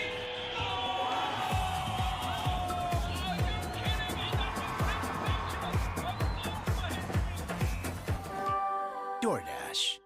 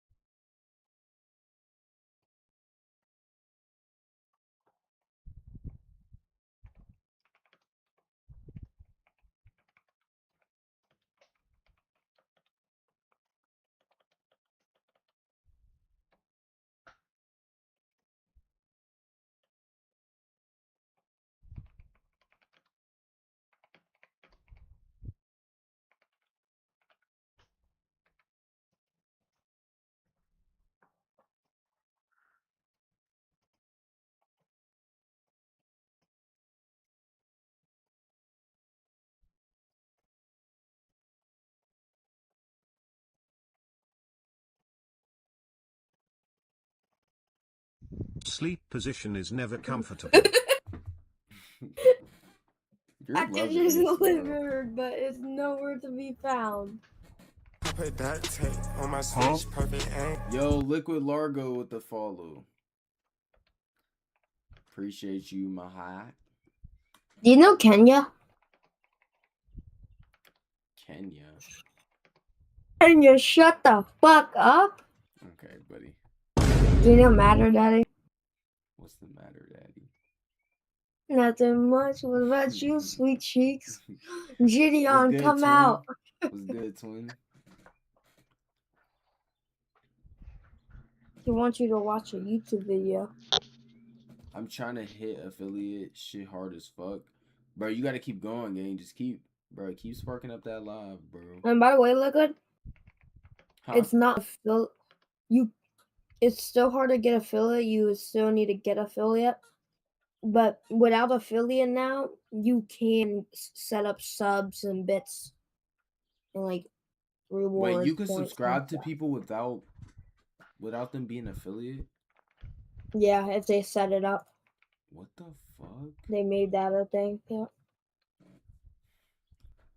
Alright, man, let's click on your YouTube link.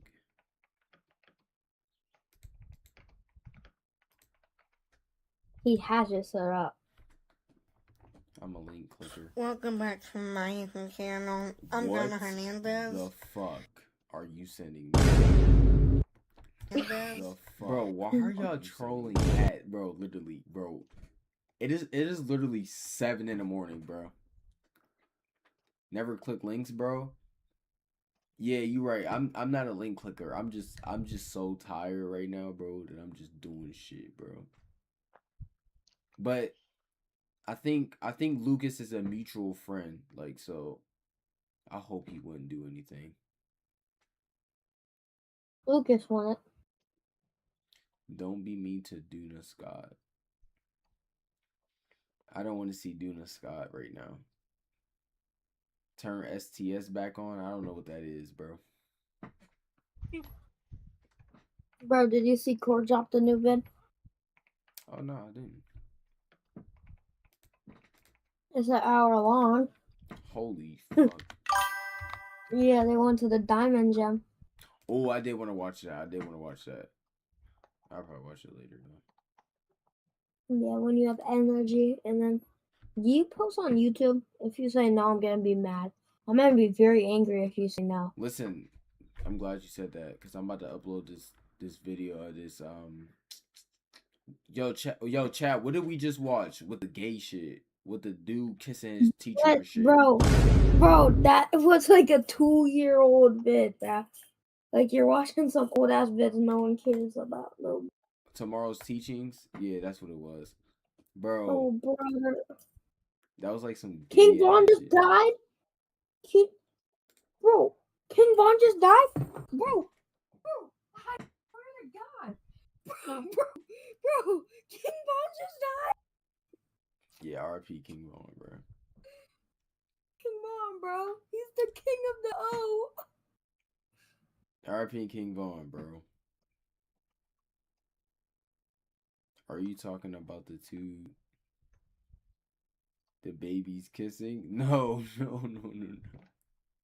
Why aren't you showing me on your screen, dude? No, but this kid actually like, bro, I don't even want to pull up the fucking video. Like this shit. I won't is either. crazy.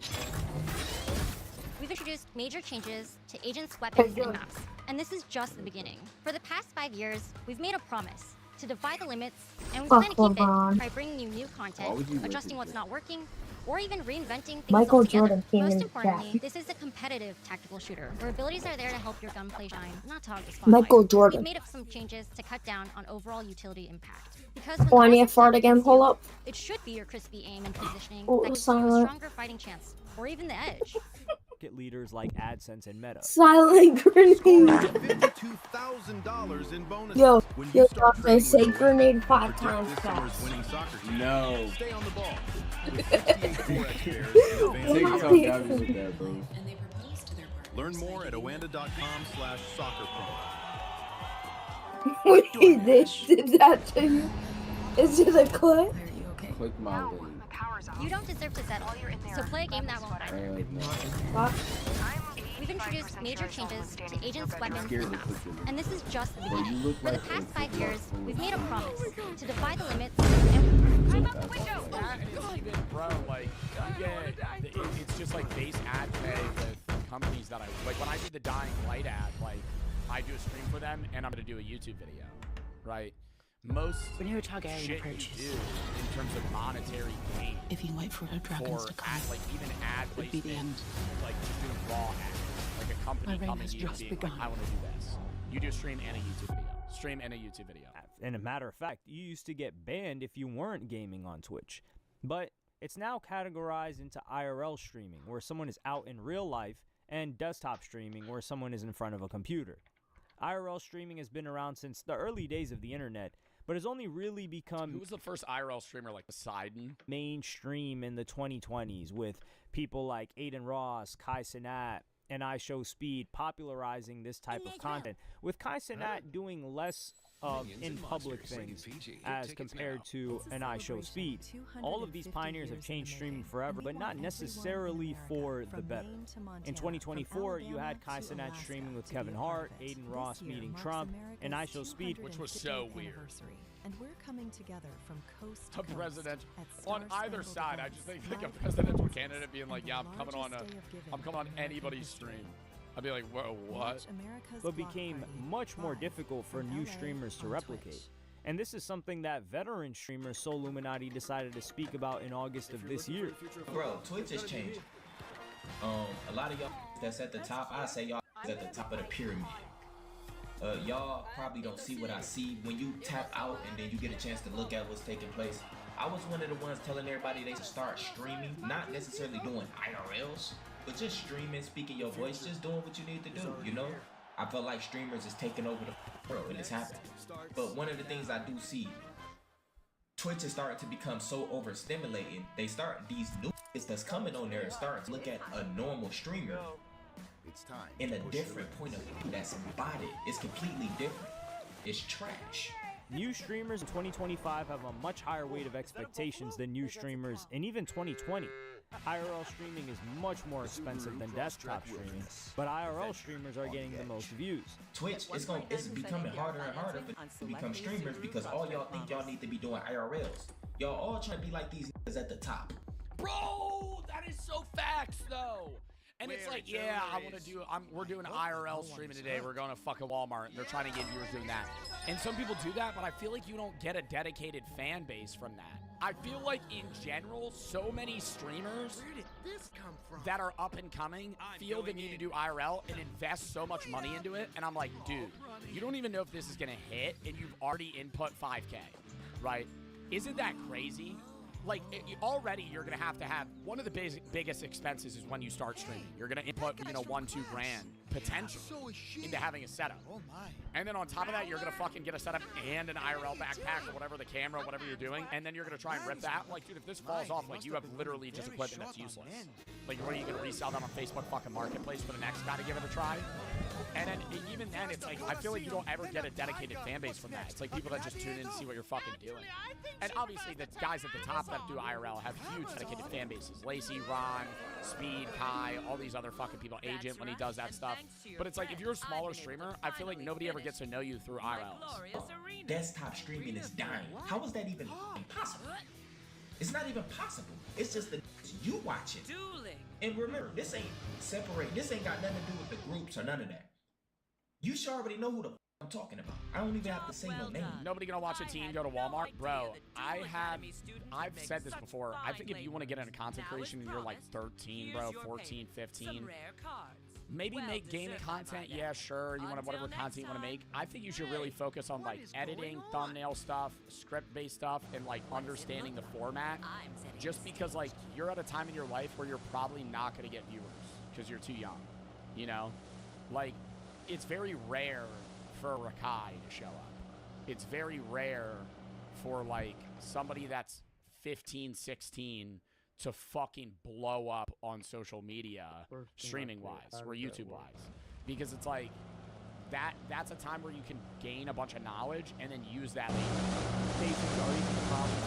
Not having taken a break from streaming, he discovered that Blackpool Max had rented an entire mansion. Yo, Rick Largo, talk to Irie. Irie. He the one who set that up. All right.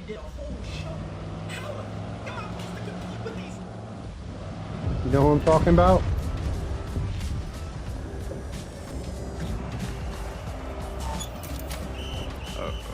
Coming through.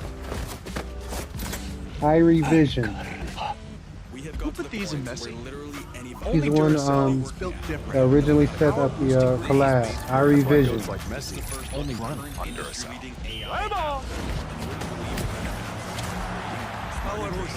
Inventory trackers, onboarding tools, you name it. And if the only thing stopping me from making the app is the idea, why not build an app? He's pretty cool about it. So let's make it. Pro tip, I grab there you go. spec in ChatGPT, and then I drop the prompt directly into Base 44. My man. It gives me super detailed structure. And here it is. Hate to say my Everything man is laid like out in that. detail as it goes. This is pretty awesome, but I want to make it playful. So I'm going to add a swipe left and swipe right interface. Same usability we all know. All right. Now I'm going to add one more feature. So every idea that I favorite will turn into a kickoff prompt to start building the app itself. And that's it. Just come up with your idea, any idea, and Base 44 will do the rest. So go to Base 44 and create apps with your name on it.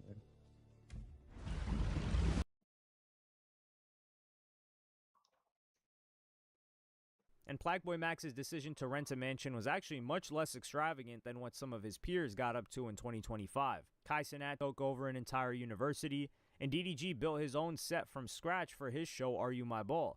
The simple fact is that streaming is becoming more and more like TV, and as a result is more and more out of reach of the everyday person. I don't think it is. I don't think it is. I think it's two separate fucking audiences. I think there's motherfuckers that watch those guys, and then I think there's people that watch Twitch streamers. I'm not saying that they're not Twitch streamers. I'm saying they're cable TV guys. They're basically cable TV. They have their own fucking integrated sponsors. They have a whole crew. They have a camera team. They're not streamers, bro. That's not what Twitch is normally in people's head as, right? Like, I'm not saying that they're doing anything wrong. You know, do them. They're making great content that they want to make. But it's like, I don't think that's Twitch. And this video for so What up? the streamer and YouTuber Lord Heck to give his thoughts as well. My life, first of all, in order to do IRL streaming, the bar is set so high. What's good, you damn GG? near gotta be doing the iCarly series. If you How you guys know doing? what iCarly is, it's basically like a TV web series but recorded as a show. So all the activities and things that you see that that be happening on stream, they're not just happening randomly. They're set up, they're orchestrated, they're scripted. It's like acting. It's like low budgeting acting. Yeah, bro. Kai probably got like an earbud in telling him what's going on in the subathon, right? He probably got people letting him know what's next, right? Like, it's not just like raw, he's doing whatever. Like, it's seen as that, but there's so much behind the scenes. It's like acting at home. Like, if you were to watch F1, the movie, instead of going to the movie theater, Twitch is the new movie theater and the new television, right? For the IRL streaming space. So in order for a newcomer to come in and be able to compete when they don't have a budget and don't have as many like crazy moments as the next guy, it's kind of gonna be like, okay, you're boring. He also made the point that because short-form content and clipping is so important, streamers are basically fabricating clippable moments instead of streaming in the moment. So short-form content is necessary, right? Like the guy that threw a toaster in his bath like 4 times and electrocuted himself. People are gonna be so desperate. I to wish make I knew a how to clip pass farm it forward that to you, nothing's but gonna I don't be know how. authentic I mean, anymore, right? I'm really new at Everything's this just gonna game. Look like it's for a clip instead of you I mean, I being knew he's present okay for with the that kind of stream, stuff. right? And But that was I'm the problem that I I'm was so running new. with when I- I'm really when I new. I'm new to recently started gaming, streaming so with as well. I'm not the right Even though person it's not that much of a to problem, ask. I'm so like sorry. making organic Or I would do it. just streaming without thinking about a You know what I moment mean? and just being present in it, it's like Maybe someone else it's damn near could, like help you. impossible to do. And we're also seeing something similar that's happened to So you have it podcasting, where on people your from other industries laptop are or trying to phone? get involved. India Luck has moved from being an IG model to a streamer. I have a collab, Lil but I don't TJ, know how to Nicki do Minaj it. are just some of the rappers looking to break. Bro, and most famous people just do fucking podcasts now. The amount of people that have fucking podcasts is insane. Anybody in their entire life that used to be in Hollywood acting, Yeah, I have a collaboration request. they were pro athletes, they have podcasts. They have it. You don't know about it, they got a fucking For my podcast. collaboration off of iPhone. On my iPhone. Who put these in Messi? Only Duracell is built different. Power boost ingredients. That's why it goes like Messi. Only run on Duracell. My iPhone to my PS5. Wait. There's a lot of celebrities that don't need a power's out. Right? While you're in there, and I feel grab like my sweater. IRL streaming it I has can't turned do into that. one of I'm them spaces where you 85% can sure I just saw get a someone big standing in your dollar, bedroom. you know what I'm saying? Trying to do it to my neck. Because you got people like Tyler, she's an African artist. T.Y. Oh, Right? You got people like, there's some other rappers that are on the stream now. I forget their name, it slips my mind. I think it was Lil TJ, he was trying to stream the other day. I'm just like, bro, That's the like, next one. some of y'all, no offense, but it's like, bro, all With they the have to largest offer curated is, like, global one hotel thing. program, What happens at the dining video, benefits at over 10,000 Brezzy restaurants, and unique experiences worldwide. There's nothing like that. It's a 4th of July sale, 40 to 70% off at Old Navy. Here's Pippa Zip.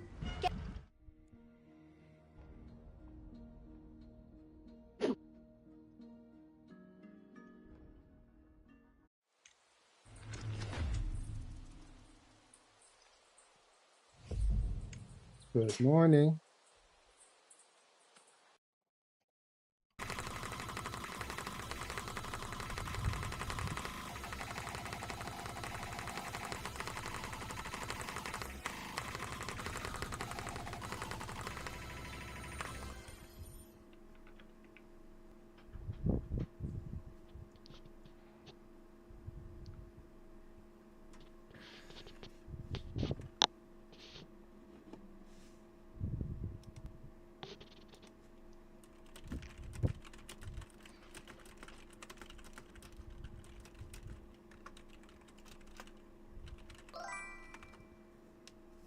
Welcome, Liquid Largo.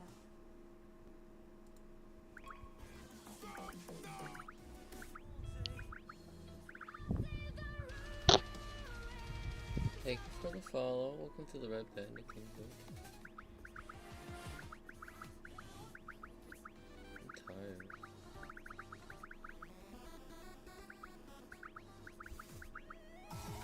Why am I playing this game? 2 hours? Does not feel like 2 hours.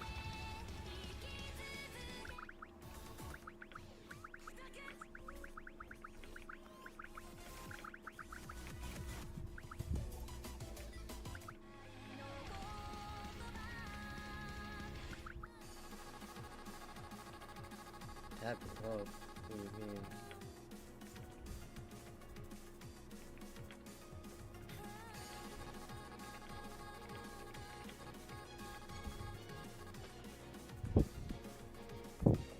Got you. I just wish. If Erie was a wig, yeah, you could join the collab, but I can't reach you. I got you, I got you, Todd.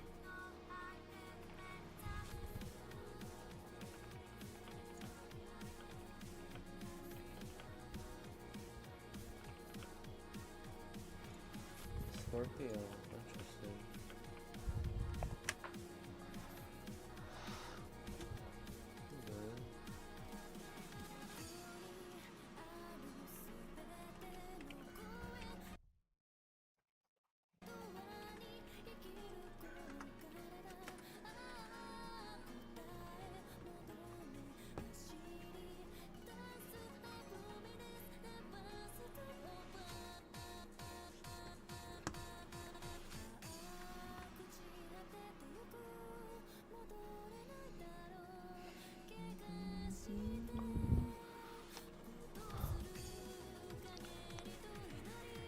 Nice to meet you.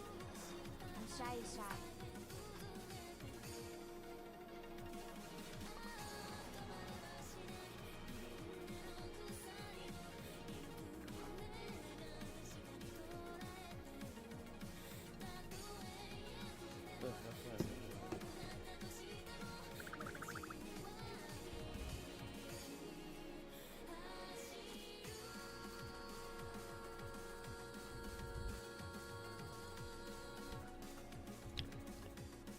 Incoming at ring.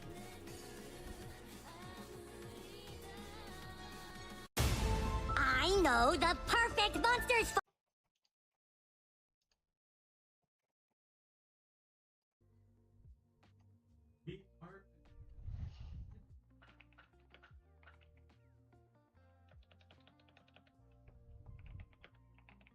Real. Yeah, guys, I have no idea.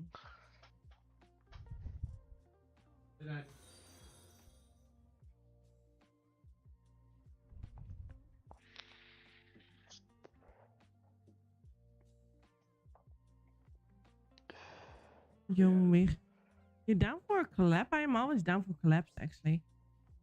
You can just like DM me on Discord. Do explanation by Discord, you get the Discord server.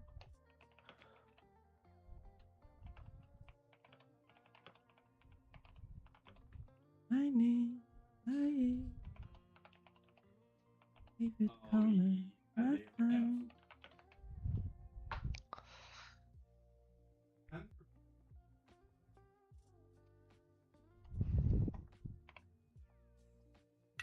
Twitch notification. I don't mean it to clap right now, by the way, but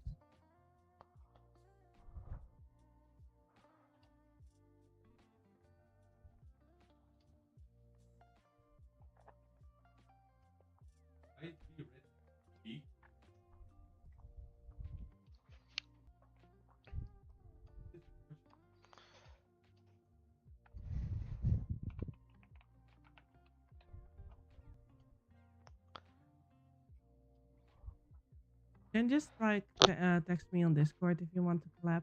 Serious about collabs.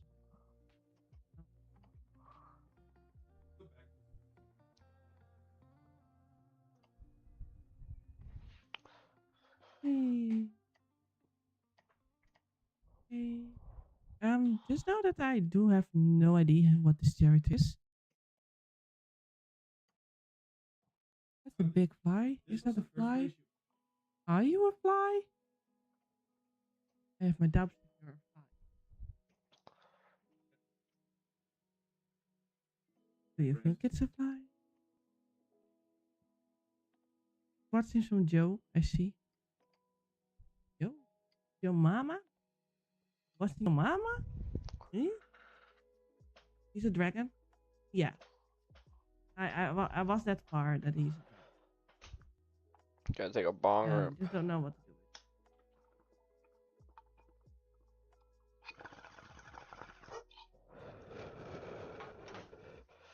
bro, I'm so close. I'm so close.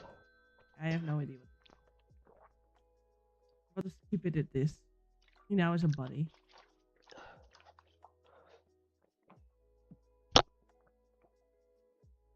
I have no idea what the card want from me, but I had a feeling I had to cut the card.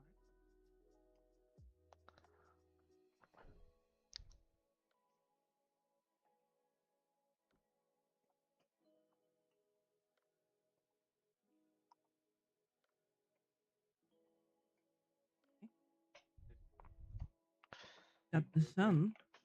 Interesting during heat wave, but okay. Let's see what card we get. Well, anyone want the tarot card later? Not you. I mean, you can also have a tarot card. One you Welcome in, welcome in. How we doing? Can get your tarot card of the day. GGU stream. What does the deck wants to tell me? What the universe wants to tell me something? Tell me something. This is lovely. And my apple a day. Wow. Yeah. Oh wow, this is so cute. What the heck? I love this. Oh. What am I even gonna add to this? This is so like adorable that I don't even know what to add.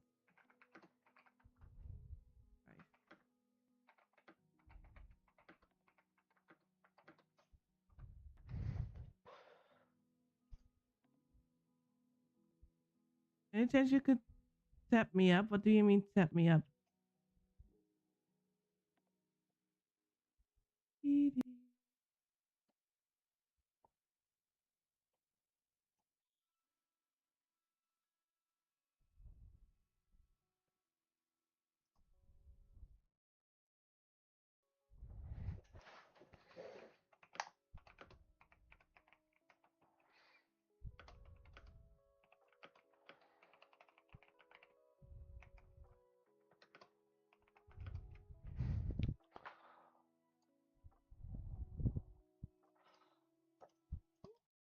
Oh no, I already got another stream open on my other tab, which is my husband.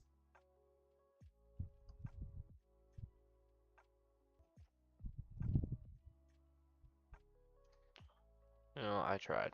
I tried my best.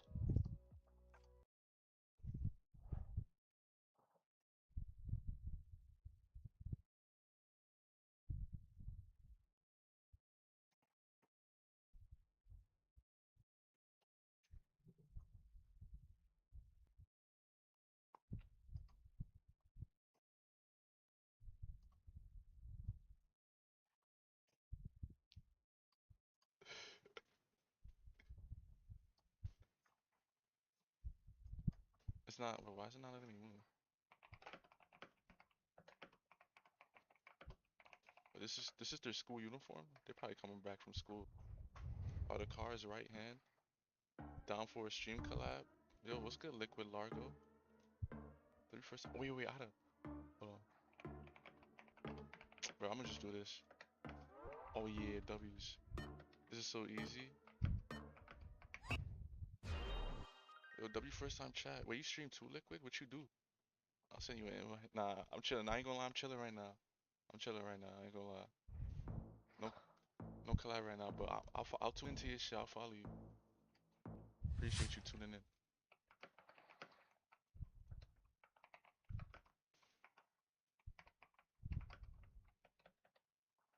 What's this? Good Zone Club? Damn, wait, why I still got one guess? I'm not ending stream until I average 3 viewers. W grind, bro. W grind. Wait, when did you start streaming?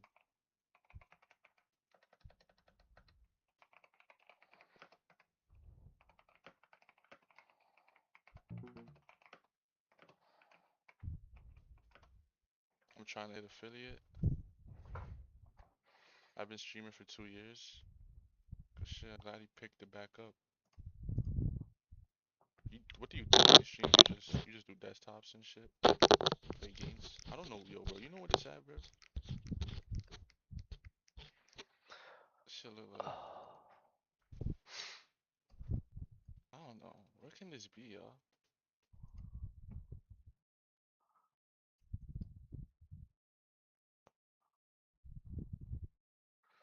Oh, he's probably not down for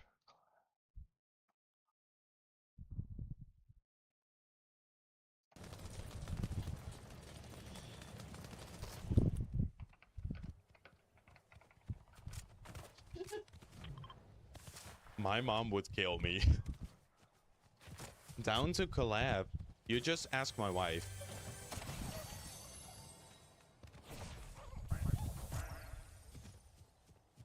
Thanks for the follow. We need to find the mobile tree mobile.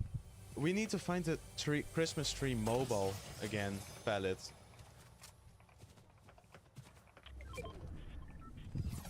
I'm not down to collab right now.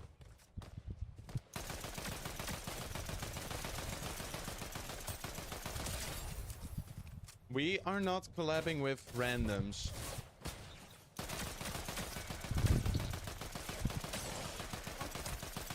God damn, bro.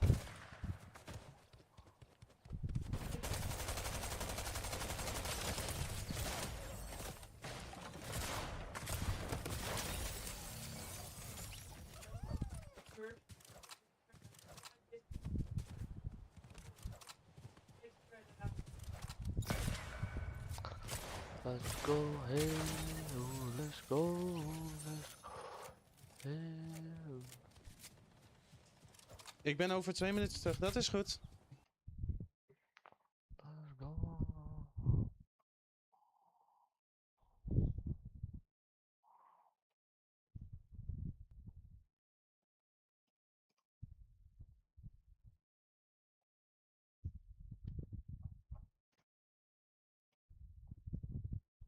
Stream, they got big in another career. They want to fucking stream because they know they can make money in it. And all they can do is fucking yap about behind the scenes shit from the shit they used to do. Have a streamer personality. You get what I'm saying? So the barrier of becoming a streamer has become so high now that many new streamers might feel like the ladder has been completely pulled up from them. The only hope for them now is that someone like an Aiden Ross or Kai Cenat co-signs them, and they can build a new audience from that endorsement. But the reality is that you don't need to be making money from streaming for it to be a waste of your time. Nightinator is a streamer that could arguably make more money purely focusing on short-form content and being an influencer, but genuinely loves the communal feeling of streaming.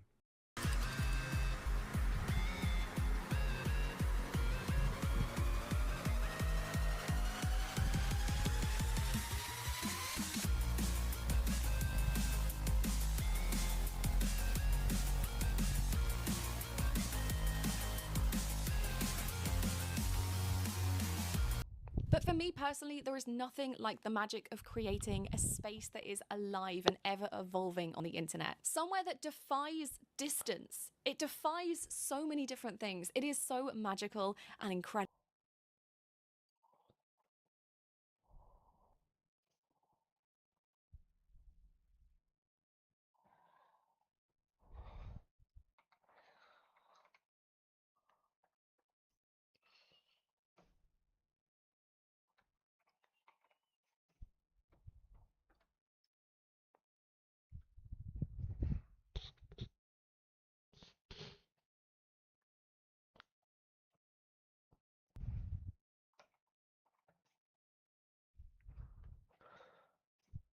Let's go ahead.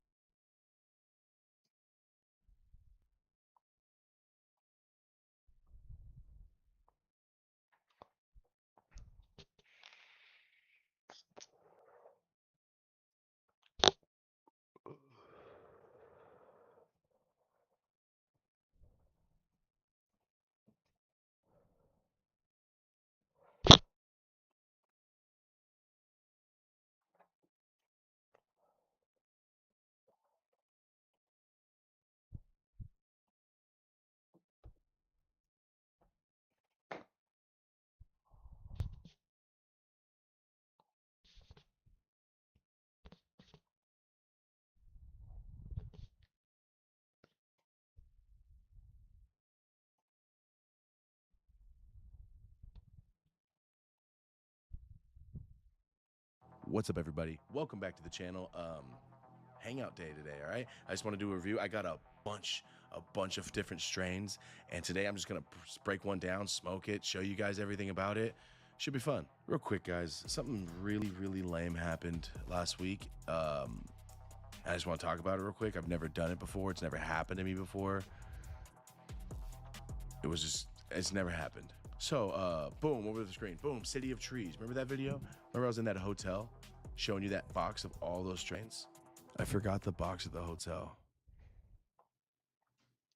I've never forgot an eighth, let alone a half pound. I got that half pound, guys, filmed it, and I was starting to upload it to the computer because I wanted to get that video out. That video I filmed 1 hour before it came out. It's the first time I've ever done that. So I'm like, you know what's gonna be in person live? It just happened. I was driving from Sacramento during the chat about the video, me leaving Sacramento. It was the first time, it was like almost in real time. And I usually put all the weed in my backpack as soon as I get it. I don't want to smash it because it was so pretty. So I kept it in the box. And since I had my hands full and I had the laptop open, that was important. And I forgot all of the weed. I pulled over 2 hours later to roll a joint in the drive and realized I forgot it all. And there's no point to call the hotel. It's so light, it's a half a pound in a box. I probably threw it away. If they didn't throw it away, you think the maid's gonna be like, yeah, dog, I'll go get all that weed I came up on. No, it's just not gonna happen. So I just didn't even call.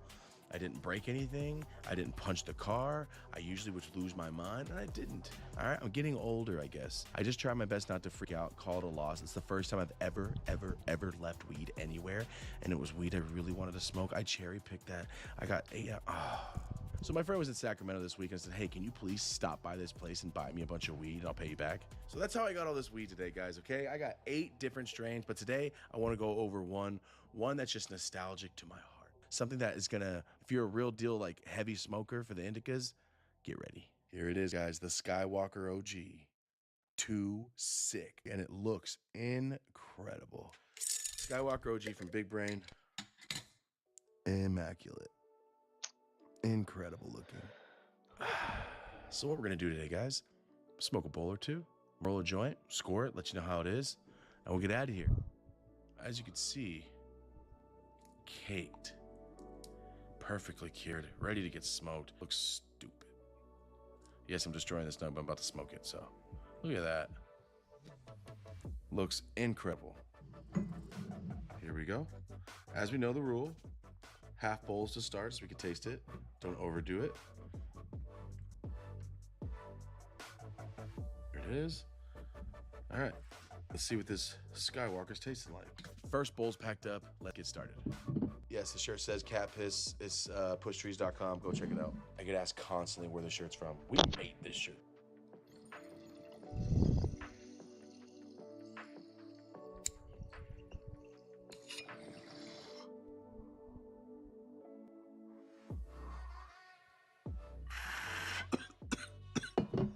Smooth, very heavy, super heavy actually. Not in a bad way, just, yeah, that's a chest demolisher. I haven't seen fire OGs in abundance. Everybody started doing the candy. This is what happened from a drug dealer's perspective. Everybody started selling candy because it had purple on it, had this, had runs, it had gelatos, it had this, it's wedding cake. When he started it, that's when people started going, oh, strains really sell. And I know people are like, dog, I've been selling skunk since 1981. I'm like, nah, dog, I'm talking about the LA trapper scene really kicked off like 8 years ago with the strain dependent sales. Like, yo, I can get rid of runts and it only runs forever. And yeah, there's people from the 70s only selling Blue Dream, I get it. But to have a marketing plan behind that, it's kind of crazy. So from the drug dealer's perspective, everyone was like, yo, these runs, this gelato are yielding so much more weight. I'm getting more money and I'm taxing $1,000 more. Rappers are talking about gelato, rappers are talking about runs. It's a hype, right? Same thing with like when rappers talk about certain clothing brand, it starts to get harder to get because now it's a popular clothing brand and now it's more scarce. It's the same stuff, guys. It always happens. The new generation of smokers liked the purple more. The people from like 18 to 22 that are just getting into like legal weed stuff or maybe trapping. I was 14, I'm not saying you aren't either, but what I'm trying to say is from the mass perspective, seeing weed like this again makes me very happy. And yes, guys, there's OGs everywhere, but I'm saying in a mass production row, they're putting OGs in the room. Let's go. That's awesome. It gives me hope.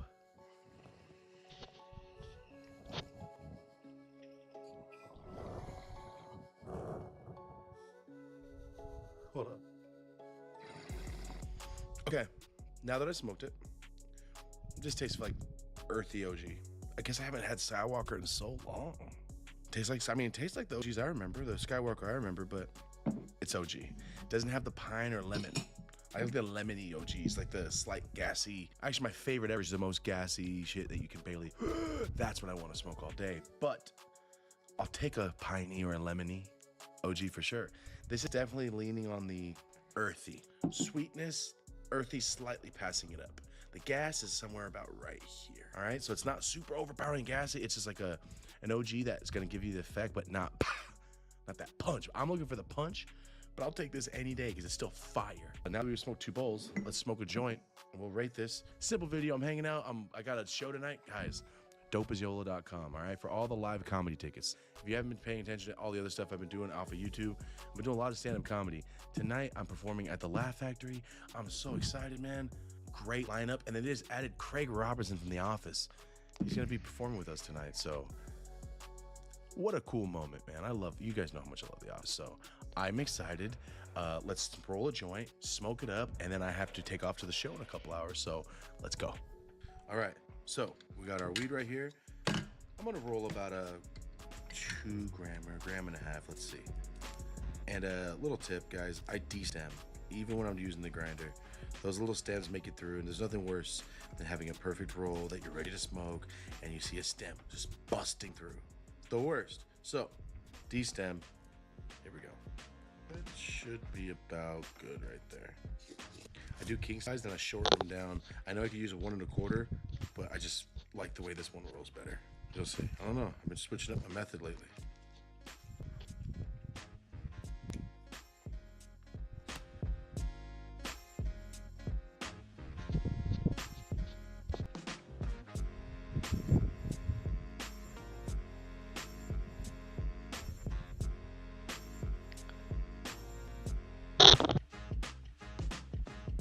There it is, Skywalker OG.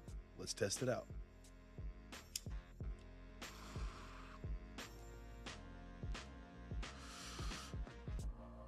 See what I mean? It's not a king size, but I pushed it down. The way the hash holes come packed, like they're super solid right here. I'm trying to switch my rolls up to compact them down, shorter and fatter, not longer and skinnier. That's where I'm going.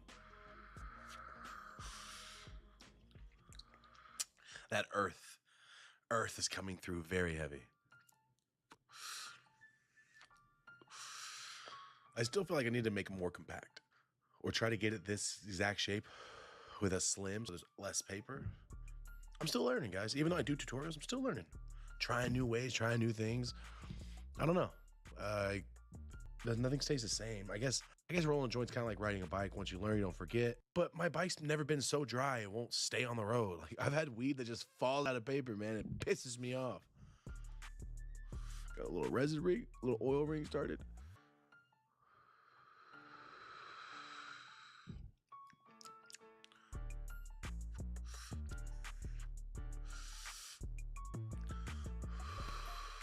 The Skywalker is definitely on the tamer side in the terms of like punched. I can definitely see if this was hash, this would be so fucking fire. Here's the gassiness. Here's the punch. The sweetness is just as good as just as high as the punch. It's subtle. It's there, but the sweetness is like almost like when you eat a butterscotch. Like there's no taste like shit. Oh, these taste good. You're like at first like this has no taste. Oh, yes, it does. You know what I mean? That's where the sweetness is coming through. But the rest of it is more earthy. And when I say earthy, I'm talking about OG earthy. Like it's just like floral, flower. I know that's some pop green or some orange hair. I could taste that shit. God, I love weed so much, man. Ooh, yeah, this one is a manageable OG. You know, it's not like, oh, this is going to put you straight to sleep. Like, ooh, you're going to get high, but it's not a knockout, gas, punch you in the face kind of strain. This is a sipper.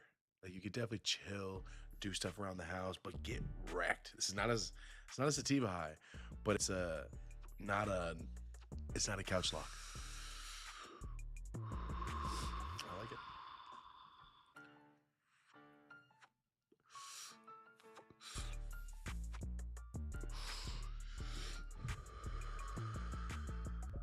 Ash is looking great.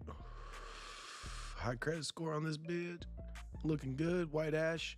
Slight oil ring, not dripping. Slight oil ring. It is a wet. It's wet. It's just I've had some strains that just drip. So most strains don't, but I'm just saying it's when I notice. I love the weed.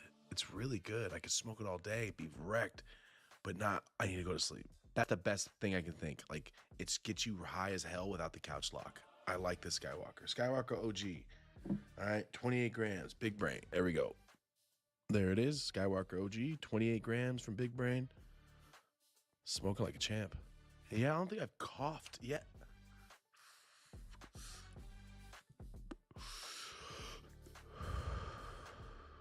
Wow. Bag of peels there. Looks incredible. We just saw the nugs up close. They look great. That's like a perfect OG nug structure. Perfect pack. Got the knobs going, little arms.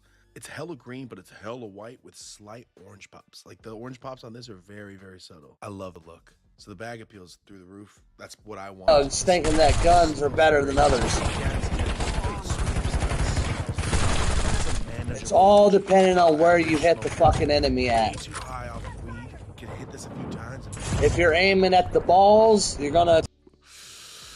I'm gonna give this Skywalker OG how realistic that is. because it's almost at the 9s. What's up? Slight gassier would have broke the 9s. A solid score. 8.9 out of... You know what? No. It has to break the 9s. I haven't had an OG that looks, smells like that, has a structure like that, smokes this smooth and clean. Yeah, I'll give you a 9 on that. It's too clean not to be able to be in the 9s. This shit's smoking smooth. I love it. All right, we settled it. 9 flat on the Skywalker. Okay, guys, this has been hanging out. I don't have a name for this video, so drop a name. What strain do you want to see me try next? It can be branded, it can be not branded, it can whatever. Let me know. Oh, you bitch. So, thanks for being here. I appreciate you. Do me a favor. Go to dopeazyola.com.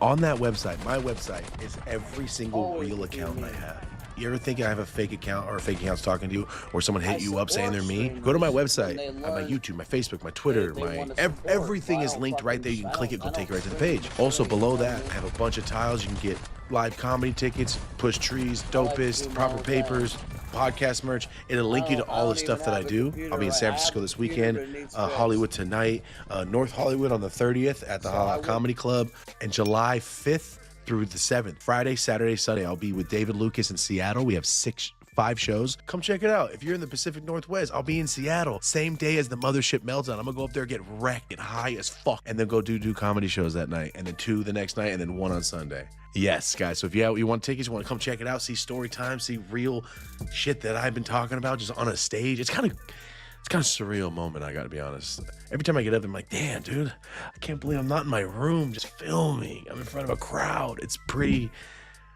weird in the best way possible. Thank you guys so much. I appreciate you. I'm gonna get out of here. 9 flat on the Skywalker OG from Big Brain. Thanks for chilling with me, guys. Do me a favor, like, share, subscribe, notification, all that fun stuff. Notifications don't even matter. It never works. So just every Monday and Thursday. Remember, every Monday and Thursday at 3 o'clock, there's a new video. Thank you for being here. Okay, I'm gonna get out of here. Thank you all for hanging out. Thanks for watching. As always, until next time, I'm Dope as Yola. Have a dope ass day.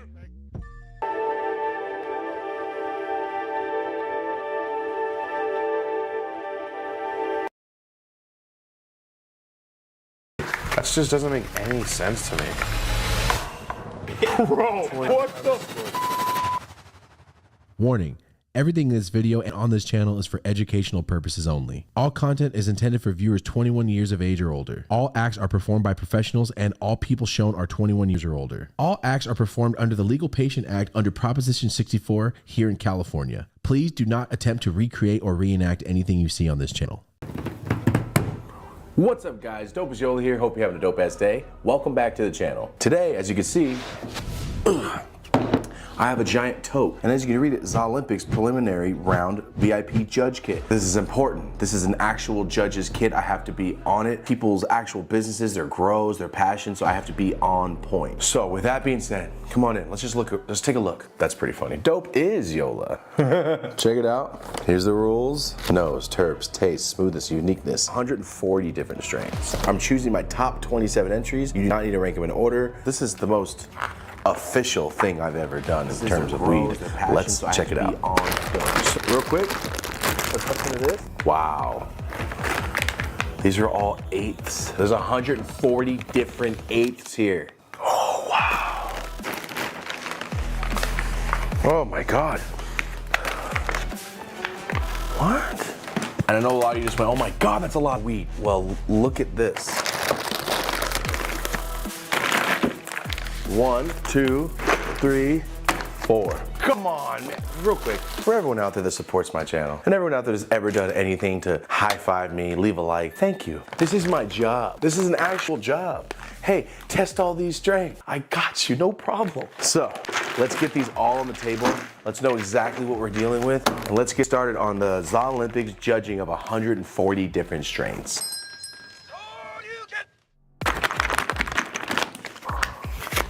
Ooh, that smells good. Okay, here we go. Little smile.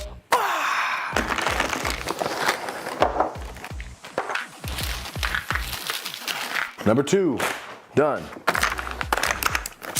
The smell. Here we go. Zolympics. Let's take a crack at this.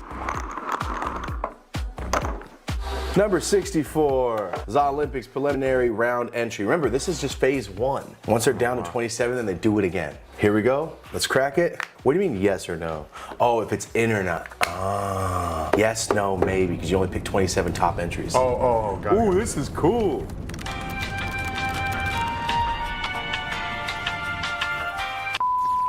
One 100% gelato nose. I'm gonna give that a 3, just off the look. The look's a 3. Very small. I'm gonna go back to 2. Because I like opened up some random one. They're just like. You're right. I'm gonna go back to 2. Yeah. The nose on it smells good.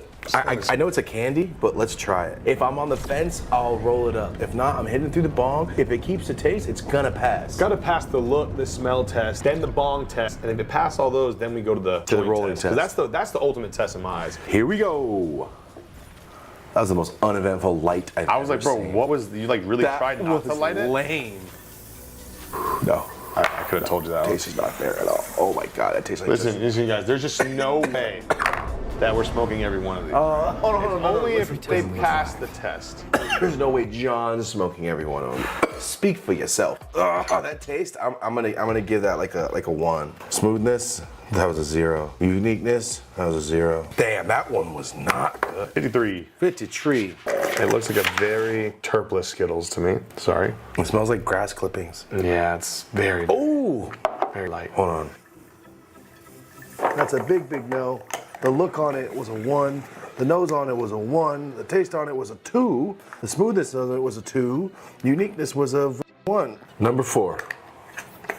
This right here, the smell, I personally like the smell. It's, John said it too. It's when you squeeze it, it smells like cookies. 1, 2, 3.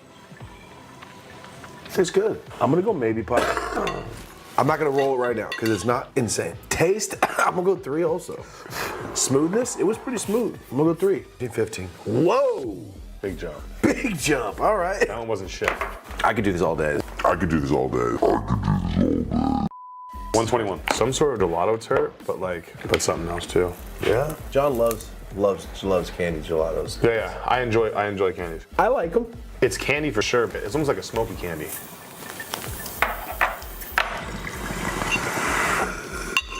The look, I'm gonna go 4. Yeah. Nose, terps, I'm also going 4. Taste, I'm gonna go 4. Yeah. Smoothness, I'm gonna go 3. I'm still choking a little bit. Uniqueness, 3 too. It's not like because it's not like out of the park. Yeah. We're getting up there. We're gonna get somebody that's gonna pass up 20 soon. All right, so that's in maybe pile. There we go. Let's try it back out. It says it keeps humidity between 58 and 62%. Okay, so these are, it's Grow Bag is this company. They claim that they can cure your weed in this bag. Shut up. And like, G, he swears by it. Like, Cadre, all the Cadre's bags are Grow Bags. Then I believe it. 101 Grow Bag weight retention. Oh, because it's not losing moisture. Yeah. Mold prevention and terpene preservation. Ooh. Oh, I love when the nugs do this. But do you see how if that was in a jar? It would have been. There's so much air around. Bro, look how much air is in this jar. You know. Look at this. Look at the frost on that. Oh my God, it smells good. Look at this thing. 101. I'm gonna go straight into maybe. The look of it, I'm gonna go 4. The nose on it, I'm gonna go 4.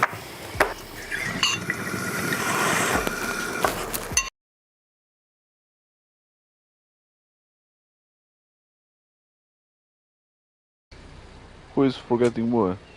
Oh, this thing. See, that's How the do thing, you need someone on the bus to check your shit. how do I pick up stuff? Oh, I've got Leng. I'm behind Leng. Ha! What? Hello. Behind you, Leng. There is a thing on the bus. I don't know how to pick up the valuable. Oh, you've got a wheelchair. You've got a How do I do wheelchair. this?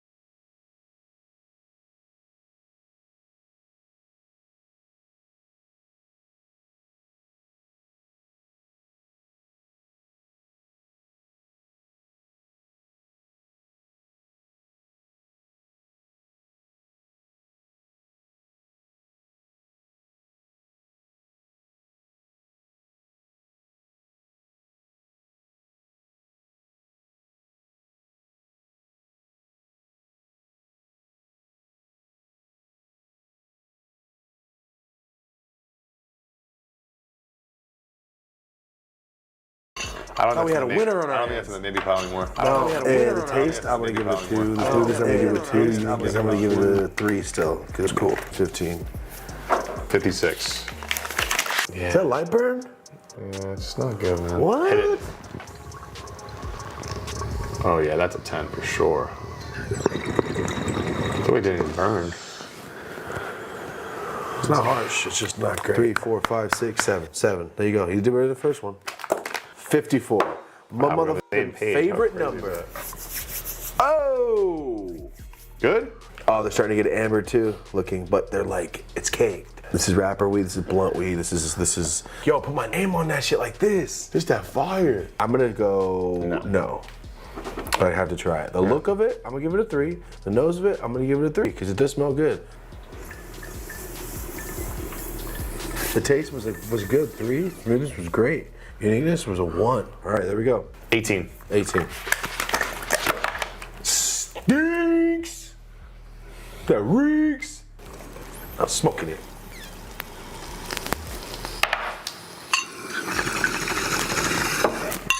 Harsh. The look on it was a 2. The nose on it was a 2. The taste on it was a 1, a 1, a 1. 11. Tell me it's a banger. 11 is a great number. They had definitely picked number 11 to be great. Oh! I shall smoke this one, Saya. Do it. And I shall take the top of the heads off, Saya. Dickhead. You don't even need that much. I shall put some back, Saya. Yeah. Nope, not at me. Still not better than the best one yet, but that was a decent taste compared to the other candies. 5, 6, 7, 8, 9, 10, 11, 12. 92, brother. Definitely going into the no pile. Yeah, it's a for sure no, but it's like good custody. Oh, Not looks like, great. It doesn't look like this weed I'd smoke, but it looks like good weed. Rate it. Tastes good. The purple punch look, I mean, it looked frosted, looked caked, but it is purple punch. The look of it's a 3. The nose of it was a 3. The taste of it was a 3 because it did taste good. Smoothness was a 3. Oh, whoa. Uniqueness was a 1. It's a high 369. Damn good fine. There we go. 52, huh? 52. 52 on there. I'm going maybe, straight off that. The look. You're going a maybe on this? For sure. The look, I'm gonna have to go with 2 because it's not structured. Nah, hell no, 3. Nose, I'm giving it a 3. There's no nose. There is a nose and it's sweet. Not it. Not there at all. It's not it, brother. Unfortunately. The taste, nah, it was a 1. Smoothness was a 2. Uniqueness was a 1. 98.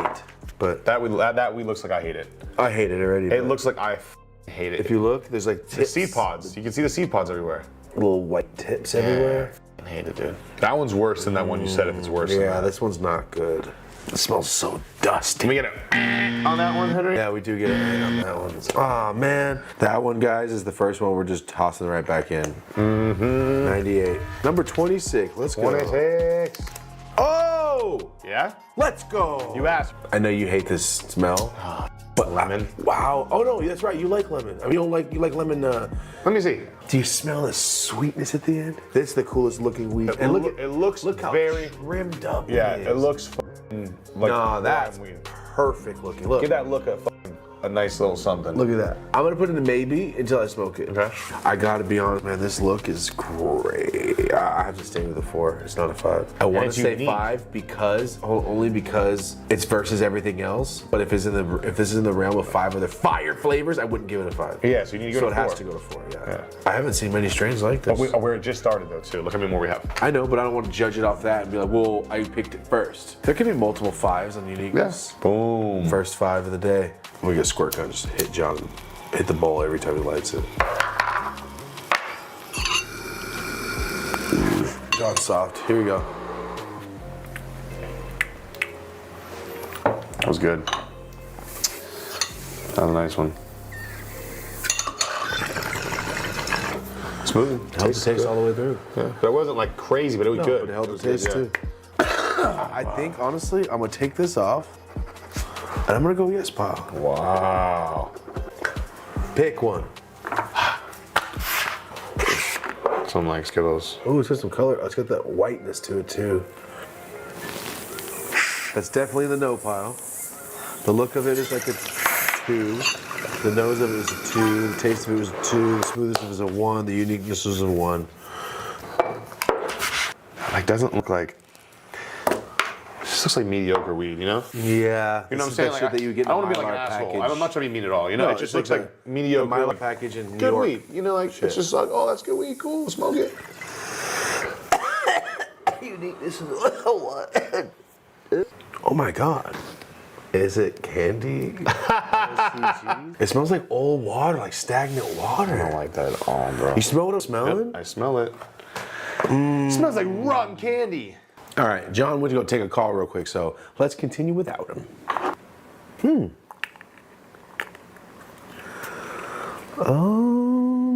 Really dry. Skittles cross.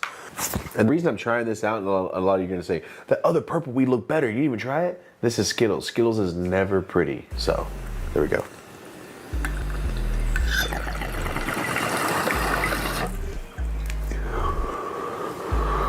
That's why they entered it. I'll take that back right now. Let me eat my words real quick. That was taste great. Let's go, that was fire. Not a bad score. I'm putting it in the maybe pile. And I know a lot of you at home are thinking, you're smoking them all at once, you can't get the real effect, how can you judge it? None of these says feeling. None of this says the high. We don't need all of that. And plus, a lot of the judges in here are heavy weed smokers. We're not gonna be able to sit here and wait. Like, oh, you know what, I think that did get me high. You'd have to smoke an eighth to really feel it like, whoa, what's that high like? You have to do it 140 days. Doesn't work that way. That's why there's no highness scale on here. This is like people sipping wine. That's how this is. Ooh. Ooh.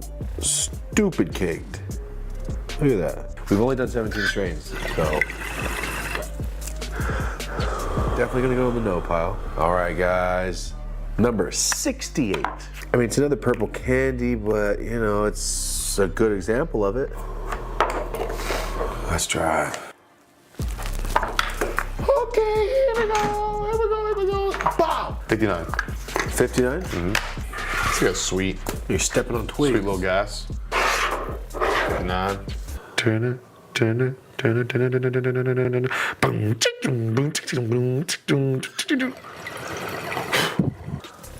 You like it? Smooth. Right? A little purpley taste. A 13 can't go in the baby pile. Does look great. It's definitely a no though. The purple splotches with the orange, the contrast is always dope as hell. What's the best carbon fiber you ever had? Oh, looks pretty good, man. It does look good. Dookie smoke. Yeah, it's not bad, just not my flavor. Pretty smooth. That's pretty racist thing to say. Score of 10 in the no pile. 50. This shit stinks, dude. Can I see it?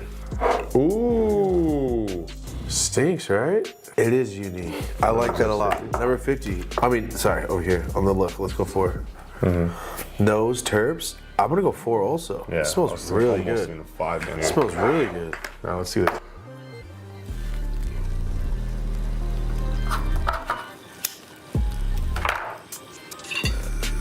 It tastes as good as I thought it was gonna taste. Me either. It tastes like a 2. Smoothest, I'll give it a 3 because it wasn't 17. Maybe we should keep it. 61. 61. Go. Looks dry. Oh, it's not old. The look is a 2. The smell's a tree. Really? It smells. I love that smell. You give out really good. Love that smell. Sure be as a motherfucker right now.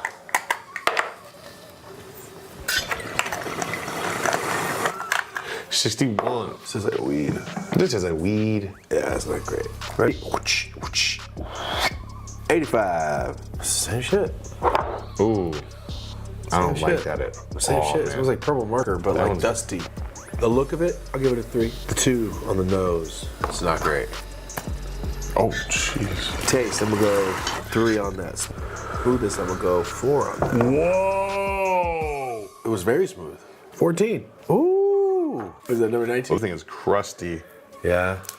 Oh. Gotta be honest, man, that doesn't even make the cut. Cool. It does not make the cut. Okay, what number is that? All right, 19. 88. Damn it. It smells minty? Yeah, it does, dude. What the hell? Kind of Kush curious. Kush minty. It looks cool. Kush It looks minty. cool. Frosted. It looks cool. It's caked. Kush It's just the structure's kind of off. Mm-hmm. Doesn't look. I don't know. Doesn't look great, but.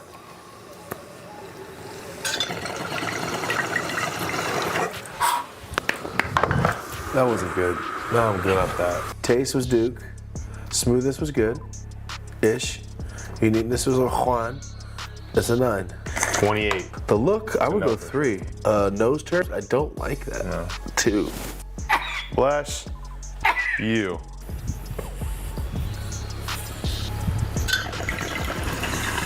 Give him a baby hit. Taste, 2. Smoothness, 2. Uniqueness, 2. 11.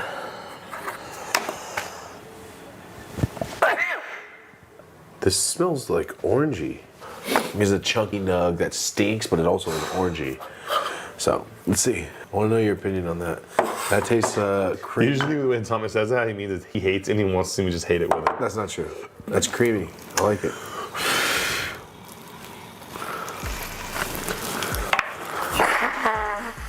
Sorry for the nose blowing. Barely hit that. Yeah, it's gonna be in the no pile. All right.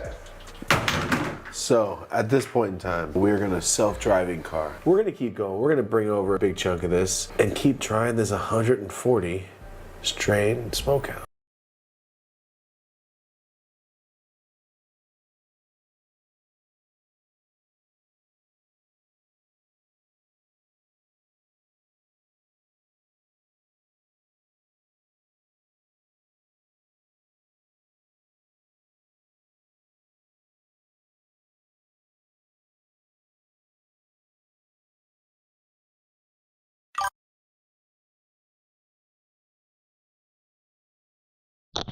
Appreciate the follow.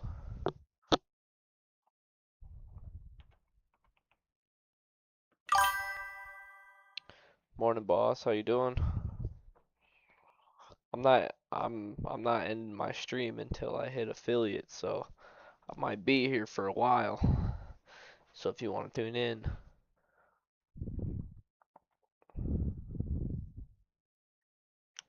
welcome in, brother. Welcome in.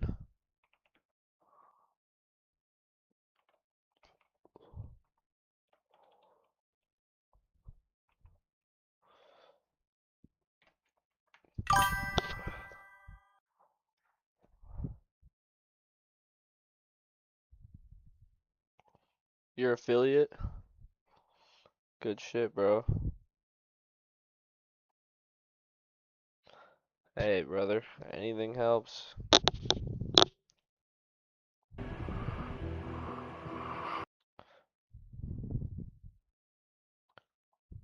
Don't worry, boss.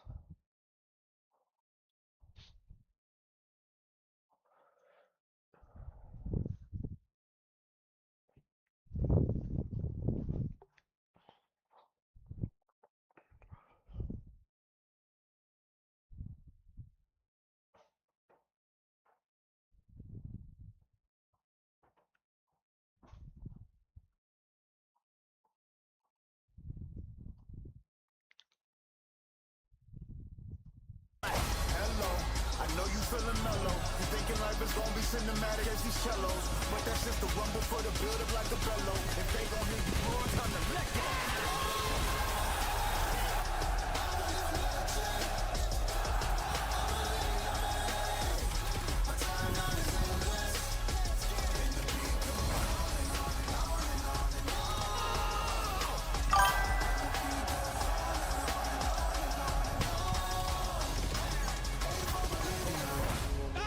That's what I'm talking about, man.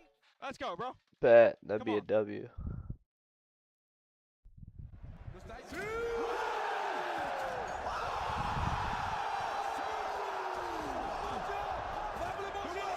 Oh shit. Oh, let me fix that.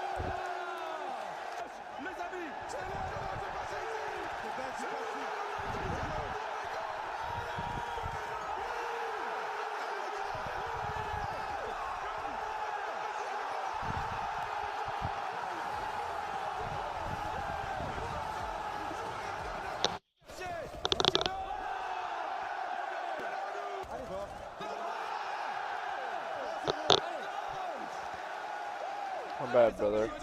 I don't know what the fuck happened with my Streamlabs. Hold on, just stay with me here. Trying to fix it.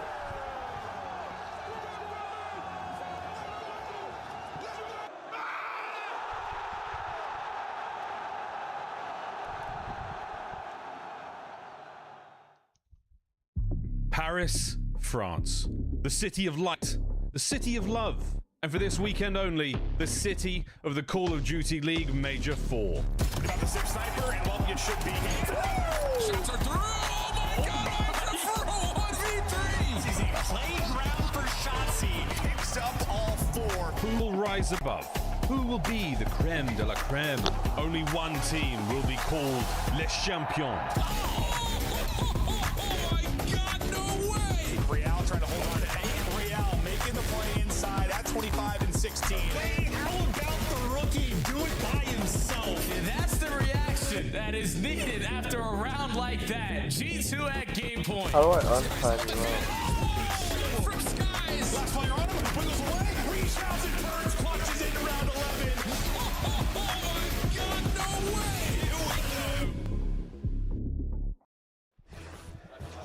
Good morning, you gorgeous gamers and everyone tuning in from around the world. We're coming at you live from La Defense Arena for the final day. It is Championship Sunday here in Paris, and we are seeing a world record for Call of Duty live fans attending an event. The Gentlemates have been on their feet since the beginning of the show. Even back on Thursday during rehearsal, they were making noise outside this venue. Today, they will be the loudest we have heard from them yet. Why? Well, their team is still in hunt on a Championship Sunday, looking to raise the second trophy of a regular season. It's the final fight before we go to champs, and welcome in everybody. This is your headquarters desk. I'm your host, Chris Bucket. We've got Rosalie, we've got Mr. Joey D, aka Merc, and Nameless at the end. And I want to start with you, my guy. Championship Sunday. Yep. 4 teams, 3 champions, and a 3-time silver medalist in the mix. Yeah, there's going to be some special matches today and some special performances. Gentlemates in front of this crowd to kick things off. They're already on their feet. New chance from what we've heard on Friday. It's going to be incredible. Rick, we haven't been to Paris since what? EWC, it feels like way back in the day. The Black Ops 2. ESWC, yeah. Thank you. So walk me through, what has it been like since that decade-old of event? I mean, it has completely changed, right? Obviously, our esport has evolved more and more, but we've always heard about the passion here in France, and I mean, you've seen the videos online, you hear it in the background, you see all the camera shots. This building is electric. It's unbelievable what we are experiencing this weekend. Rosalie, I've seen you approached by a giant chicken. I've seen you in the crowd as they chant your name. What has been the best interaction for you in France? Man, I don't know if anything beats when I had to, I was sitting here answering your question, and all of a sudden I hear the chants, and you're like, but when you're screaming your name, I don't think anything's going to top that for a really, really long time for me. But I just think this weekend in general is something that I'm going to hold, and I think a lot of us here are going to hold for a really long time. Let's take a look here at our bracket and where we are at here going into Championship Sunday. There are 4 teams remaining, and they are the big 4. We highlighted super squads at the start of the year. No surprise to see them making it this far at the end of the regular season. I think this is the 4 we've kind of expected. Maybe the one team is obviously Toy, but they lose Joe Deceives to Paris, and well, he's the one in the top 4 now. So, Gentlemates, they handle their bracket, and then you have the other big 3, LA Thieves, Optic, and FaZe remaining.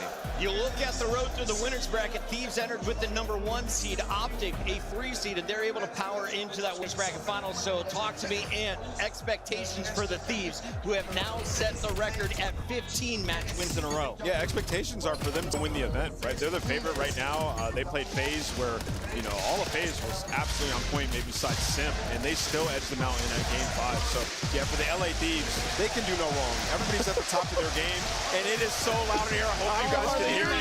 They don't want to hear anything unless it's about the Gentlemates. I think Joe Deceives just took the stage. But listen, for them to win, they're going to have to go through a team like the LA Thieves. And we know Optic will be the enemy. Why? Well, when Gentlemates are not playing, Hydra is the most famous player in this building. Yeah, he is. And that's it. I mean, they're hoping like Gentlemates don't make it just so that they get all love. And just you saw it yesterday. I think he felt sort of the aura. I think he was like on the brinks of crying and tearing up because for him, this is just an absolute dream. Ali, as we take a look at LA Thieves, for anyone who tuned in at the start of the year, they saw Optic's dominance throughout our LAN winners bracket. What's been the turnaround for the Thieves? How did they get to this point where they're now considered the favorites? So I think Ant set it up perfectly a few days ago, where it's just like a combination of a few things, right? The new meta coming in with NPC, and now they're going against Team Na'Vi Texas, that they are favored in this matchup, only dropping that one time during Major 2 qualifiers. They have dominated them, but on top of that, you got Hydra and Abizi activated in the later half of the season. That's what everybody was waiting for. before. Those two are a superstar SMG duo, especially on LAN. Those are the two that really made a difference near the tail end of the season. That last major grand final went the distance in a best of 7, but when it comes to best of 5s, Optic is perfect. Let's take a look at the green wall and a team that has been in every single grand final in Black Ops 7. What's more impressive? Being the #1 seed, going to every grand final, or not winning one, Merc? Probably getting to every single one. I mean, even even during Vanguard, it was impressive what FaZe was doing in that title. It's the same thing here for Optic. Yeah. This is not easy to do. And the way that they have been doing it through the winners bracket, they've been dominating everyone. They do it here again.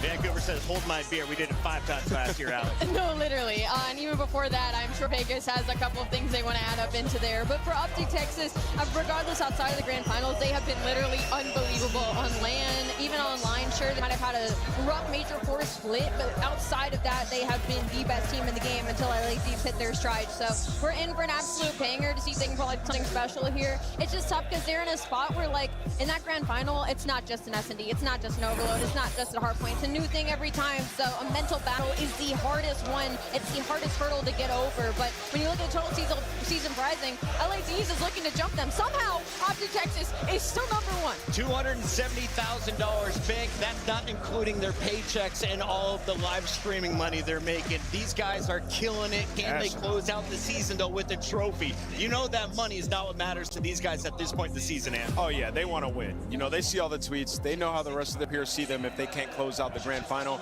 And you can see it in their gameplay. They've been working on everything. The overload, I think, the biggest improvement, what we saw yesterday, getting closer back to how they were early season form. I think that's the key, seeing as they can't win an overload against LA Thieves recently. Fastest way to becoming a millionaire is to win $1 million tournaments. Joe did that back when he was 18 years old. Mercules did it when he was 20. He's got a chance to do it at 21. Let's take a look at what is up for grabs here as our standings are locked. Your top 8 are going to champs. The only thing that can be shooken up here is who's playing with that 2 seed, and that is going to have a massive impact on teams like Riyadh Falcons and the Miami Heritage. Yeah, it's kind of like pick your poison here. Outside of FaZe Vegas, you want to get that 2 seed. You're looking to maybe play that Riyadh Falcons team. You kind of want to avoid G2 and the way that they've been looking recently. So there's definitely still some want here for some movement. It's been a blast here in France. Reminder, though, we are going to Vegas next, and we want you all to join us at the Michelob Ultra Arena. It's going down July 16th through the 19th. Joe, you've been at every single champ since the beginning of it. Talk to me about this event. What makes it special?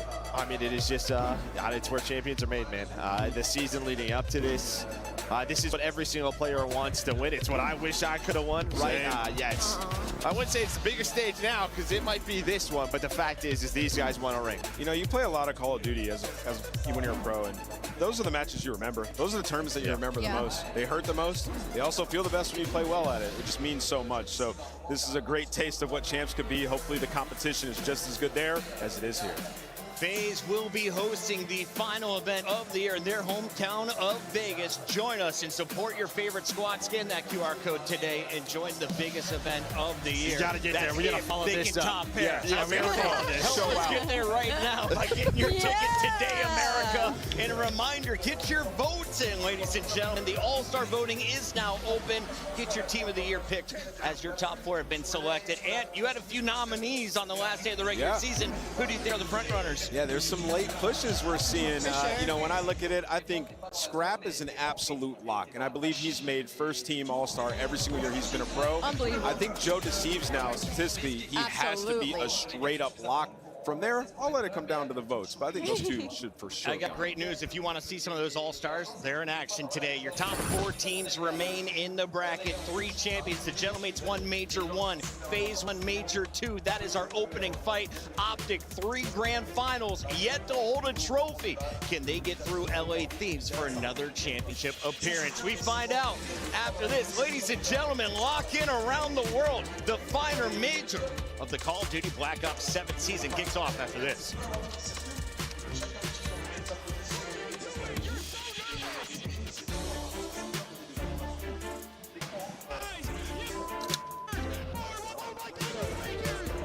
Can I get the black can?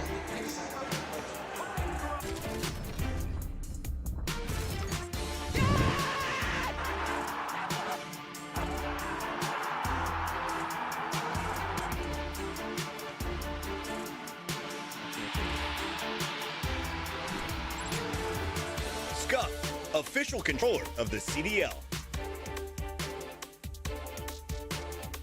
Monster Energy, the official energy drink of the CDL.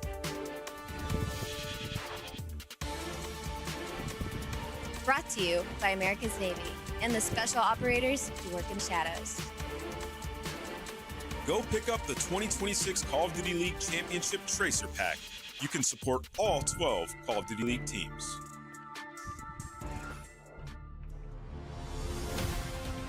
Let's find out who's built for the big save. Heretics ready to dive in. Finds two. Four and Snoopy. Wipes them all. But Hydra with the switch impossible. He's making top room. So damn happy. It's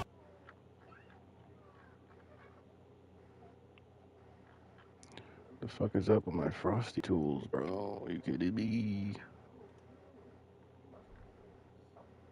Hey, throw that ass in a circle. I'm in a circle. Liquid Largo, where the fuck are ya?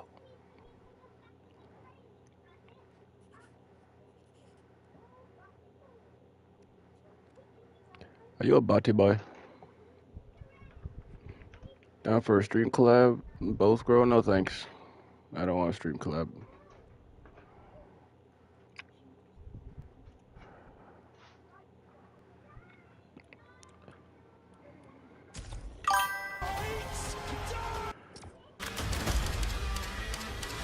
I have grown enough. I don't need to grow anymore. Yo, Johnny. Johnny Clutch with the follow. Be more than happy to follow you back. started from the battle. Everybody down. I'm a triple wall. Haters with a battle. It's my hot vibes. It's the lucky outcome. I ain't got no doubts. My spirit won't allow. I'm can't stop. Won't never give in. I can't stop. Won't never give in. One. And it's John. Gotta go hard. I can't give up. Just look within. As soon as you start. No collab streams for me. Thank you for still being here, Freaky J. We are kicking off Championship Sunday with a banger right now. It's your Major 2 champions taking on your Major 1 champs. FaZe Vegas battling through the losers bracket against a team that was sent there back on day number 1. The Gentlemates fans have had their back though since the beginning. And with every win, even the Cloud9 victory, they have roared standing on their feet for their squad. Welcome back in, everybody. It's Fucky with my team. I've got Rosalie, we've got Merc and Nameless here on the desk. And I want to start with the teammates here. Gentlemates have kind of been question mark going into Major 1. Majors, not expected to win that Call event. of Duty League. They were the surprise when they took down FaZe. What was it about that team back then on a Championship Sunday that they could replicate here in Paris? I don't know if you can replicate that because they had pure magic in that building. But it was search and destroy clutches. Pretty much like the F for them to beat Call these of top Duty. 3 teams. This is a new squad set with Estro and Joe Deceives, but their search and destroy has to get up to par. And the way you do that is more and more matches. And while the losers bracket helps you out there. Let's take a look at our search and I destroy love games dinosaur for this eggs. Best of 5. Nameless, walk me through the series. Looks like Gridlock and Fringe make it through the bands. Yeah, so listen, I think 2 through 5 here, FaZe are feeling amazing about literally all of those. And the Fringe has been one Gentlemates have loved, winning 3 in a row, except when we went up against FaZe, it was 6-3 and 13 got dropped and you by Simp. Now, I'm going to add a caveat to this in that FaZe decided to ban Colossus. I think it's maybe because it's been the ARs that have been dominating for them, and they're going to play Sake, a map's given FaZe I don't so like playing much Call of trouble. Duty anymore. Gentlemates are 9-1 and 4-0 with Joe and Estriel. So momentum can change everything. Gentlemates have to seize this opportunity on that map number 1 because 2 through 5, I think FaZe are feeling great. As we get into our But they're not in. They got eliminated. Nameless, how do you last feel round. knowing that you could So they're force not in the Aoi major. to They'll choose be in Major FaZe 5 here? though. She cannot beat you unless she goes with Girl, you opposing think- squads as we close out the Girl, you regular think I care season. that much about that? I guess you made my pick for me, Gentlemates.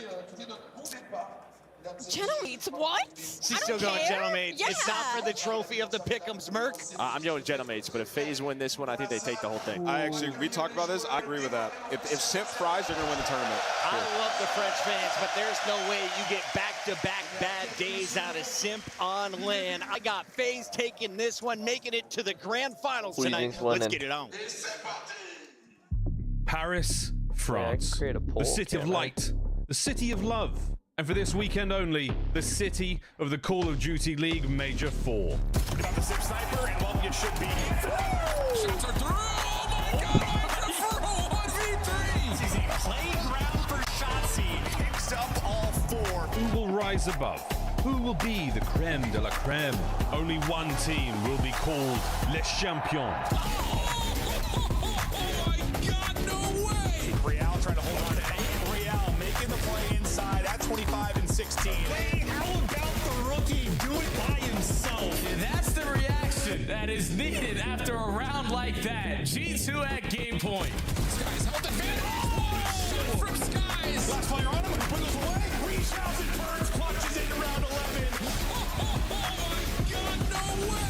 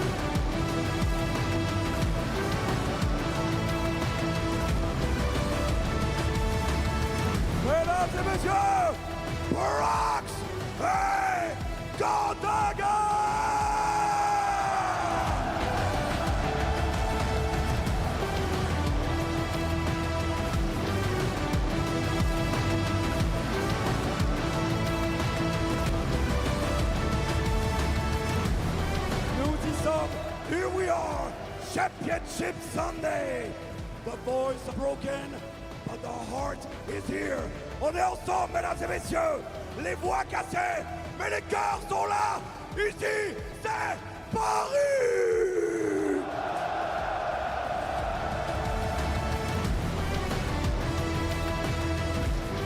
And now, bring on the teams!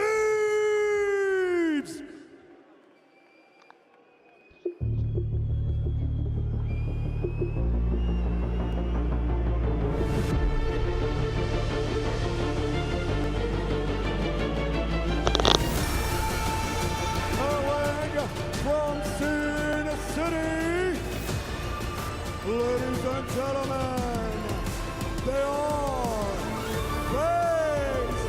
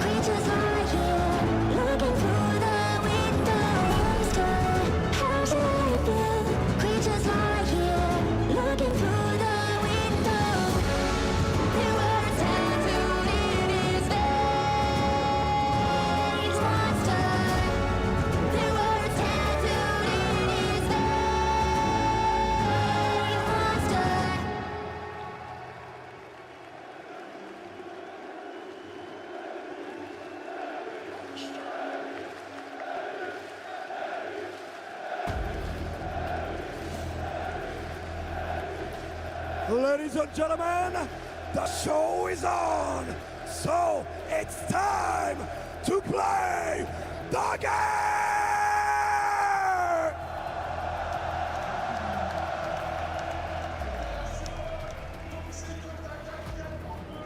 I have gone from 6 to midnight here, Chance. What an opening, what a fantastic start to Championship Sunday. The games have yet to begin. Welcome, ladies and gentlemen, back to the Call of Duty League here, this sensational Sunday of Major 4. Miles and Chance taking you through the first elimination bracket matchup of the day.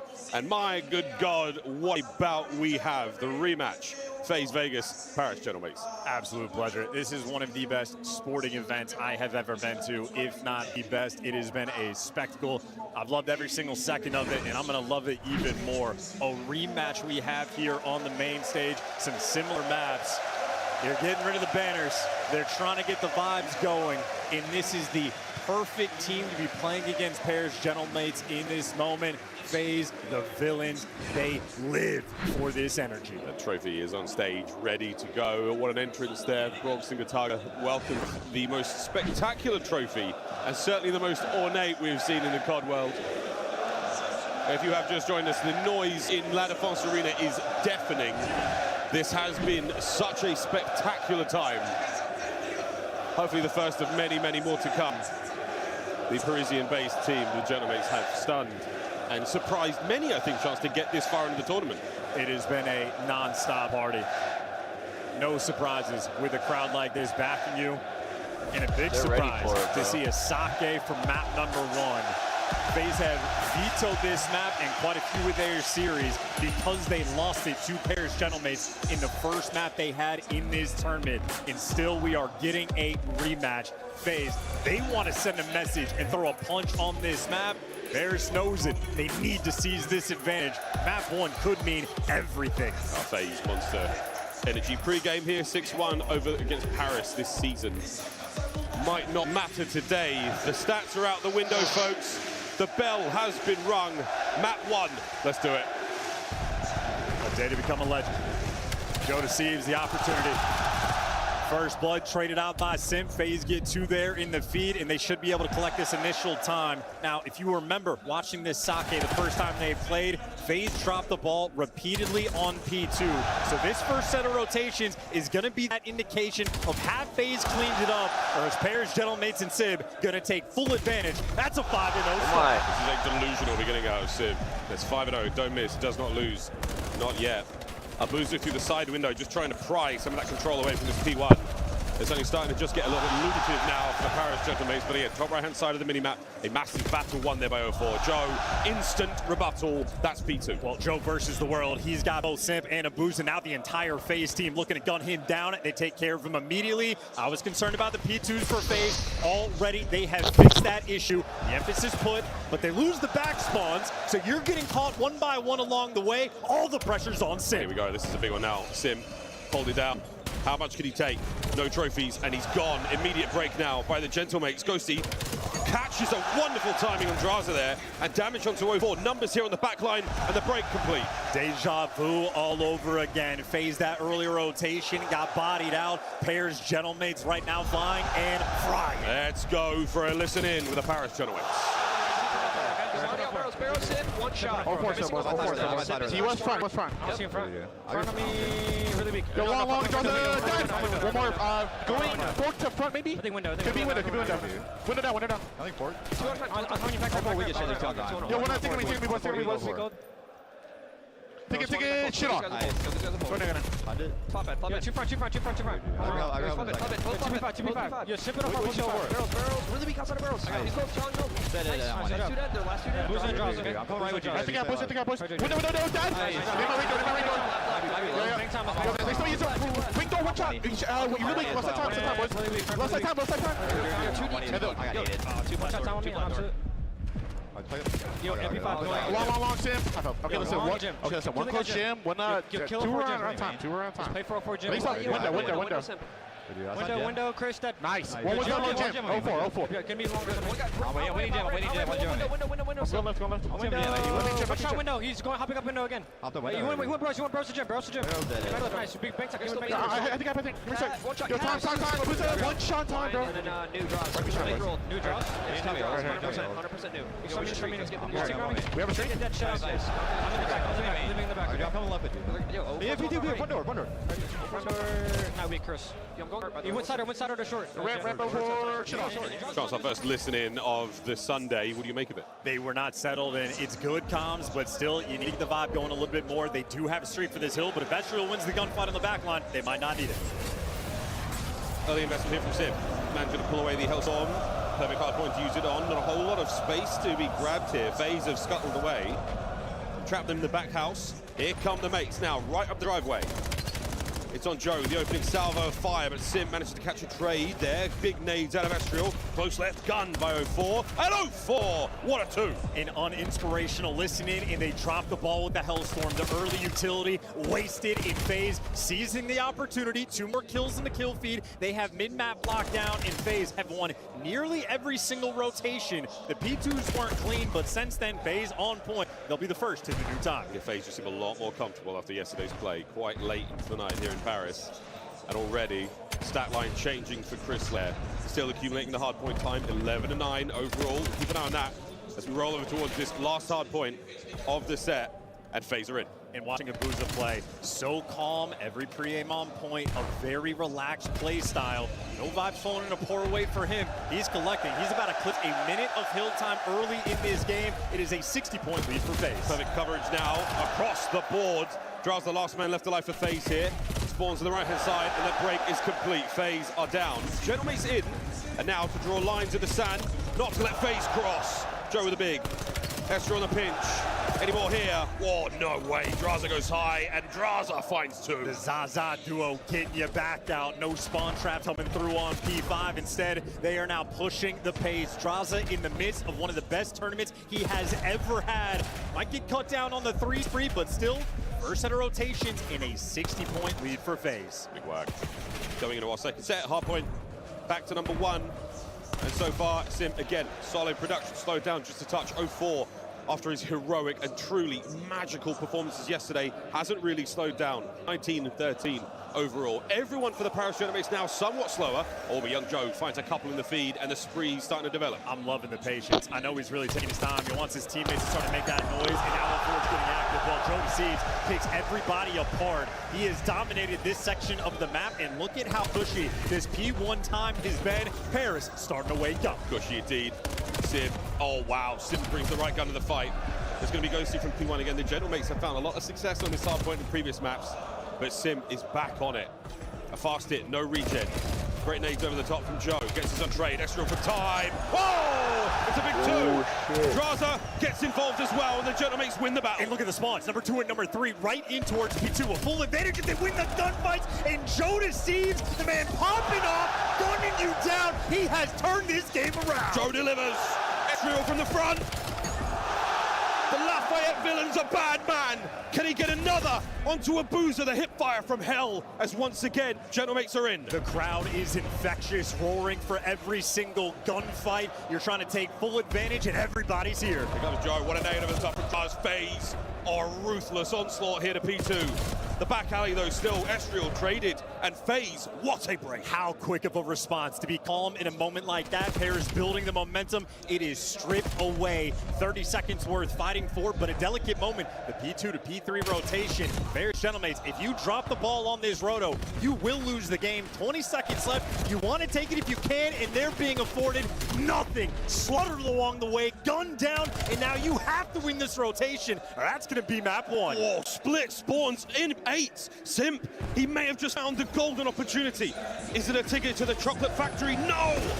It's to the glue factory for that stallion. Now, 3 members of FaZe down. The charge forward makes her in. It's the test. What are you made of, Paris? You need this hill to get back in. A 30-point deficit. They can execute it here. Ghosty on the bridge. They do the pass. Over to Joe no, Deceives. I'm The Wizard okay. kills them all. I Joe appreciate breaks you, the back. though. No, has to stay alive here. 0-4, twin in, gets another, and now FaZe in control. Yeah, Joe Deceives with a 3 multi-kill, but you lose the spawn. It does not matter. They needed this hill. They lose it. Pair's Gentlemates do not have the threat on Sake. Such a deadly moment now. FaZe, opportunity to run away with it here. What a hard point. 27 seconds to play for this one. Shit. Estriel by the stairs. Joe over the bridge. Down to Sim, tagged up. This is the opportunity now to flush FaZe from it. And you haven't found it. Simp has got himself lost. He's lost at large. Trades are good. 0-4 brought down. There's going to be a nice bit of scrap there to Paris. How many rotations have FaZe been on top of? And look at them taking care of the names. Yep, ironed up on the back line. They know they're missing Joe, and they made the noise. They found him. Abuza for the hunt, and Abuza gets gunned down. Joe Deceives, a survival game. The FaZe Arrows hunting, but the SMG duo for Bears are doing it. They've got the back spawns. Oh, there they go. Rolling Thunder across the map. FaZe down. Gentlemates with the breaks yet again. Huge. Joe Deceives and Estriel are the monsters of map 1. Abuza now. Ordnance from above. Perfect hard point to use it on. However, trophies should be in play. Will anybody interdict the missile? No. It is going to connect towards the back onto Estriel. So now the back line softened just a touch. 0-4. Oh, denied entry. Trades there from Sip and FaZe break. Look at the difference between the 2 Hellstorms from these teams on the exact same hill. FaZe's execution in this map has just been better. Draws now to the left lane, up the driveway. It's a highway to hell right now, and Draza the devil. There on the hard point, soaking it all away. Gentlemates have been stunned. Shocked as now FaZe cross 200. And they lose the God-headed. AR's there first. Sib taking down. Well, at least you get that man off of it, but a 2-2 fight for the new time. Kills being exchanged. It looks like Paris are going to have the rotation win, but clawing their way out of a 55-point deficit. They got a long way to go. Big hill. FaZe can win it here. Gentlemates holding for now. Slow entry here. Fennis 3 dead immediately. Joe now having to pick up the pieces. Oh, takes care of 2. The next man, 0-4. What a battle. Left-hand side of the map now is FaZe, still holding. Mates on the break attempt yet again. I'm telling you, man, this is the best FaZe Arrows we've seen all year. Their teamwork is extraordinary. Their breaks are so calibrated, delicate in these moments, but they are handling the pressure to perfection. This is looking like their map number 1. You're waiting for the opportunity here, lads. You have to make it for yourselves. There's Sid, a gift from above. The nade over the top vacates the hard point.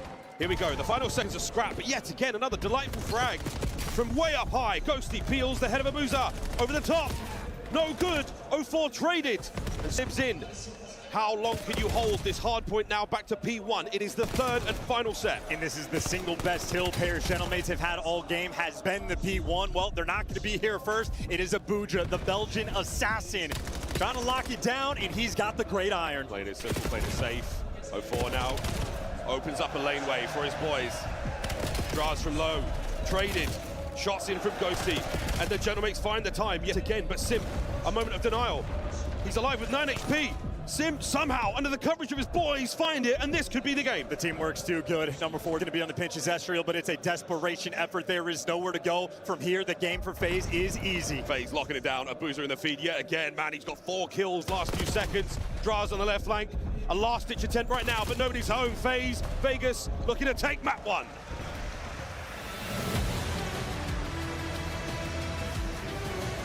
Map 1 might just mean everything. The nerves exist for both sides of this stage. FaZe, they handle the heat. The FU Draza chants have been whispered and ringing out for years. He loves it. He lives for it, and his team can handle it. That map 1 was the only map Paris Gentlemates were able to beat FaZe on, and they just got throttled. FaZe said, yeah, you've had us before. Difficult enough to beat a team twice in the tournament. Difficult to beat him on the same map again. FaZe, they've done their homework and they have come back and aced this test so far. Name was called it on the desk. Maps 2 through 5, incredibly strong for FaZe. That first was the only question mark. That question has been answered. And Abuza in 0-4, look at those stats, 4,100 damage for the pair of them. No stranger to a grand final. They want to lift some more trophies. These boys are hungry on Sunday. Sundays. It's Sunday, bloody Sunday right now. First time you've seen the Gentlemates on a Sunday since Major 1. What a journey it's been for them. And technically not over yet. The highlights. Now from map number 1, Sake does go the way of FaZe, who just joined us, and what a battle it was. The most important aspect of these highlights for FaZe is their ability to break hills. They had a singular P1 where they were unsuccessful, but anytime they're getting 4-man wiped, anytime they need to battle back, we had a perspective from 04 where for 10 seconds on P1, doesn't move, doesn't overcommit. Joe DeCeves is on the other side of the map popping off, but they are playing their positions so well to make sure when they're going for the break, it is a perfect execution. FaZe are playing some of the best hardpoint we have ever seen in Call of Duty. To maintain that in this environment is a spectacle. He truly managed to silence what is the loudest crowd, technically decibels alone, we've seen in the games. It's really impressive work out of FaZe Vegas. That is a strong mental game indeed. The brightest lights, the loudest crowd, not at all deterred. Well, map 1 good. Map 2, we're not going to go back to Fringe. That was such a strong showing from FaZe in the first matches of the tournament. The Genemates have certainly done their homework, but how strong will they be? 04 in his 3rd year of Respawn in Call of Duty, absolutely handling business. This is a team of competitors for FaZe Vegas, existing in hostile territory. And you might not miss it, or if you're sitting at home, you are missing it. Anytime these guys are walking on stage during the pre-show, any of that, it is a full crowd, packed house, everybody flipping them off, booing like madmen. Anytime they're there, they have been cold as ice. You lose the opening break, they got a little bit weird on the P2, and then they simply ran away with this game. You managed to keep it down to a single second from that P5 to P1, but Sake complete. Gridlock coming up next, staying in Japan, before we get over to that exposure overload for map number 3, and La Défense Arena. It has been something truly, truly special this weekend at Major 4. So before we get to the match, the Gridlock, obviously one of the newer additions to Black Ops 7's pool. How are we feeling about it? Terrified if you're a Paris Gentlemates fan. You lose the most important map, you go into an S&D where the vetoes are a little bit different in the series because they did not have a fun experience in Search their last series. And I just know the teamwork for FaZe has been incredible. The way that they have been playing this map, and even their S&D style through this tournament, running it down, pushing past bomb sites, going for the full pinches, moving into the other team's spawn, they have been a collective unit almost at all times. Crowder, the happiest he has been with his team all year long. That's that. It is now time to play. Business will be dealt with accordingly. And the other side of the stage, Mayhem. He and Jeek now, the final words parted for the boys. Try to give them a little bit of extra sauce that this crowd can't. The energy is one thing, but it is going to be the mental game now against FaZe, an incredibly strong opponent against the Gentlemates all season long.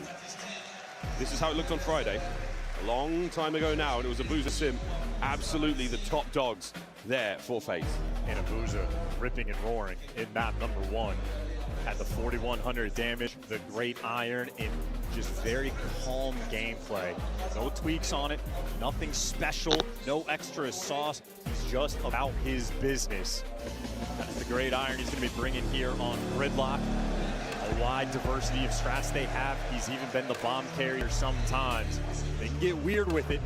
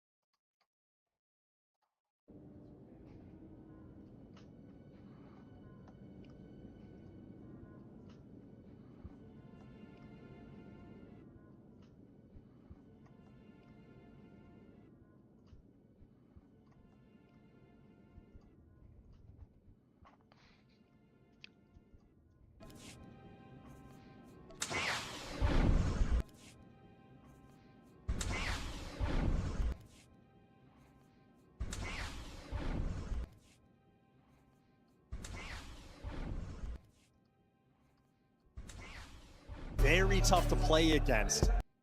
See, he wants to keep these fights close. To play against. Aggressive defense from Joe. See, he wants to keep just keeping 04 away from that aggressive defense from Joe. That key gunfight and Ghosty taking care of Draza. We know the style for FaZe on this map. They love to push through that B side. They love to take the opposing team's space. Draza going for that pinch, had Joe Deceives in his sight. Ghosty wasn't there, snapping in position. If a single player there for Gentlemates goes for the pinch, they lose that round. They got to stay group 2. Round 2. Sib back in 15, and just at the right time or not. That's a nice opener from Simp to Sib violence. And the B-bomb site now covered in FaZe players. It's not going to be an issue right now. They've got all the time in the world now to make this attack. Quick bomb plant changes that somewhat. AIDS exhausted. Concussions used. And Abuser gets another alongside Draza, and that, ladies and gentlemen, is the best retake you'll see in a while. Instant. You just cannot let them in. You can hold this site in a 3v4. Joe Deceives has the perfect plant spot. It's the most aggressive. You have options, but once the entire team is able to walk through both doors and take the space, call it wraps.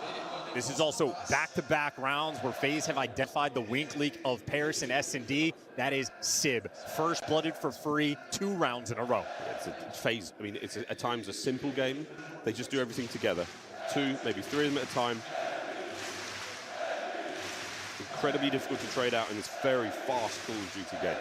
You have to catch them in a weakened moment. Not going to happen yet. 1-1. That kind of round. It's very, very tight. Here we go. Big name from Abuser. No connect, but plenty being thrown back at him. Who will take the advantage? Ghosty on the first. Draza can't get rid of his life, and the pinch is on as well. So this is already absolutely all down to 04. He's in the middle of the map. Yeah, no. And he finds nothing. Mates take the lead. No, I can't. That is a lack of adjustment for FaZe in this mode. We have seen 2 rounds from them in 2 different series where they have one player going for the pinch when you're stacked up in showers. But once that go button's hit, you just had the extra numbers for Gentlemates. 04 left on the wrong side of the map. Back-to-back rounds now for Paris. That is an effective go button hit. I will say, I mean, testament to the European education system. Everyone's English is fantastic, especially this crowd's. Round 4. Spree there for Joe, a little bit of a 2-zy. Can he make it a 3-zy? Can he get a Hellstorm? That'll be the question on this map. Pretty nice. First contact. Oh boy, Joe doesn't finish it. He somehow manages to stay alive. And draws on the pinch to the middle of the map. This is the gunfight. Ezreal has to win it to get yourself back in, and he is taken care of. Your only opportunity squandered. Well, Boo's on the backline here. And this is an interesting situation to find himself in right now. Well, Joe, check this. He sure does. Bad news, though. The Great Iron on the backline. Now Sib finds one. Sib. The second is coming its way rapidly towards you. Gets it. Number 3 now to the right. And that will be enough to bring him down. The FaZe. A tempered retake. Very calibrated. Abuza with the distance spot there in the 4 versus 2 to make sure no mistakes being made. Sib able to get on the board. No more donut cam. Once you get that first one through the hoop and search and destroy, everything gets a little bit easier. FaZe though, strike back.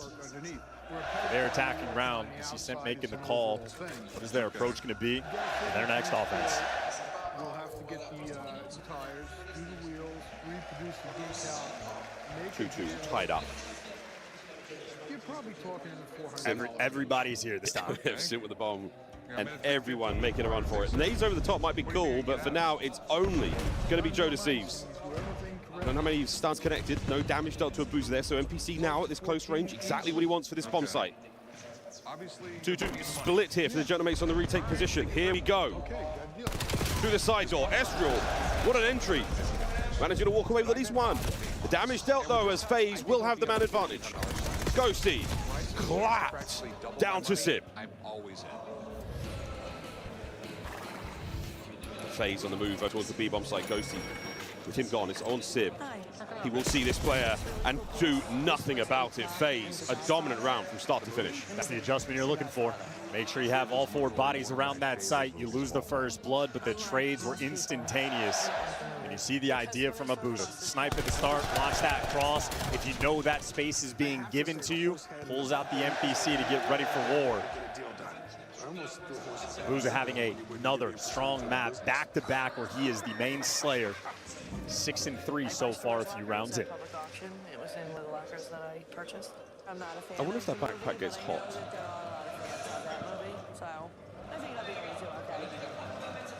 To A we go, but once again, the Genomates spread quite thin across this gridlock piece of toast.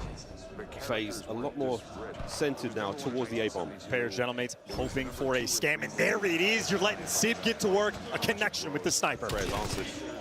Prayers answered indeed. Ezreal gets up close to personal B, but again, it's a bit of a rube. You're still going to A, but it's going to be a throwdown in the square. Oh my goodness! Joe! Joe! A gift! Delivered with a bow. Signed. Sealed. Genomates find the equalizer. COD God's on his side for that one. Joe Deceives with the perfect timing and the perfect structure to deal with the way FaZe has been playing S&D in this tournament. Wait for the scams. Sib makes a catch. FaZe loves to get aggressive after the fact. Joe Deceives happy to get away, and look at how quick the teamwork is. Ghosty, instant turn to help out his friend. And Ezreal, a great catch towards mid after it. A beautiful round for Paris. Immediate collapse in that mid lane as well. Genomates know they've got the advantage to work with, and they ran it. Well played. Just to find that third. Oh, to the middle we go. Oh, boys, we're all here. The throwdown is there, and 0-4 smoke does allow FaZe to vacate without any casualties. 3 now for the mates to the back, and we might be going towards A. They have full side control. Maybe a little bit worried about the pinch. Draza played a tight angle to watch it. Dojo early on. FaZe are doing a similar thing. It's 2 guys for the front, Draza for the pinch. A lot of pressure on the SMGs. This backdoor is always costly. Can Joe find something without going down? That's the question. We are waiting. The stack is here for FaZe. First man in. Corners checked. You've got a little bit of space to play with and wait FaZe. Oh dear. Is this enough to work with? It might be. No! Ghosty! It's friendly fire. Joe somehow deals the damage, leaves it all down to Ghosty in the 1v2, but what an unfortunate event. A friendly fire incident there costs you the lead. What a set piece from FaZe. In the post plant, I'm not a fan of letting the pressure in and opening those floodgates through the tiny doorways. They had everybody in the right corners there for the trades. You're looking at Joe Deceives licking his chops for that free 2-piece. No, the coverage is there. They understood where the opening spots were. They closed that door. That is a big round for FaZe to get that 4-3 lead. Ideally, you needed that extra MPC from Ezreal in that situation. Such an unfortunate blunder. Game of pixels and milliseconds, Call of Duty has been.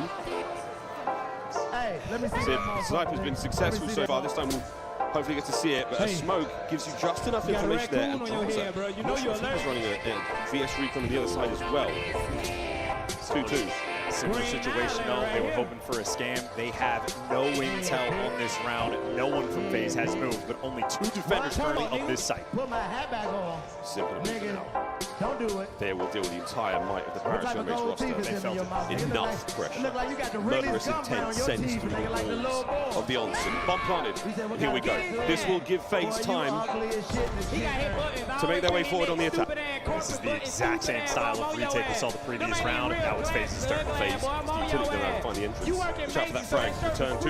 0-4 smoke does work, but Sib, Ezreal, the snipers connect. 0-4, the duel is lost and it all's down to Simp, who can't buy one. 4-4. That is the Sib effect in this round. With that sniper, he has that certain je ne sais quoi. You throw the smoke, try to block off the lane. Another set piece for FaZe. The idea is there, and that's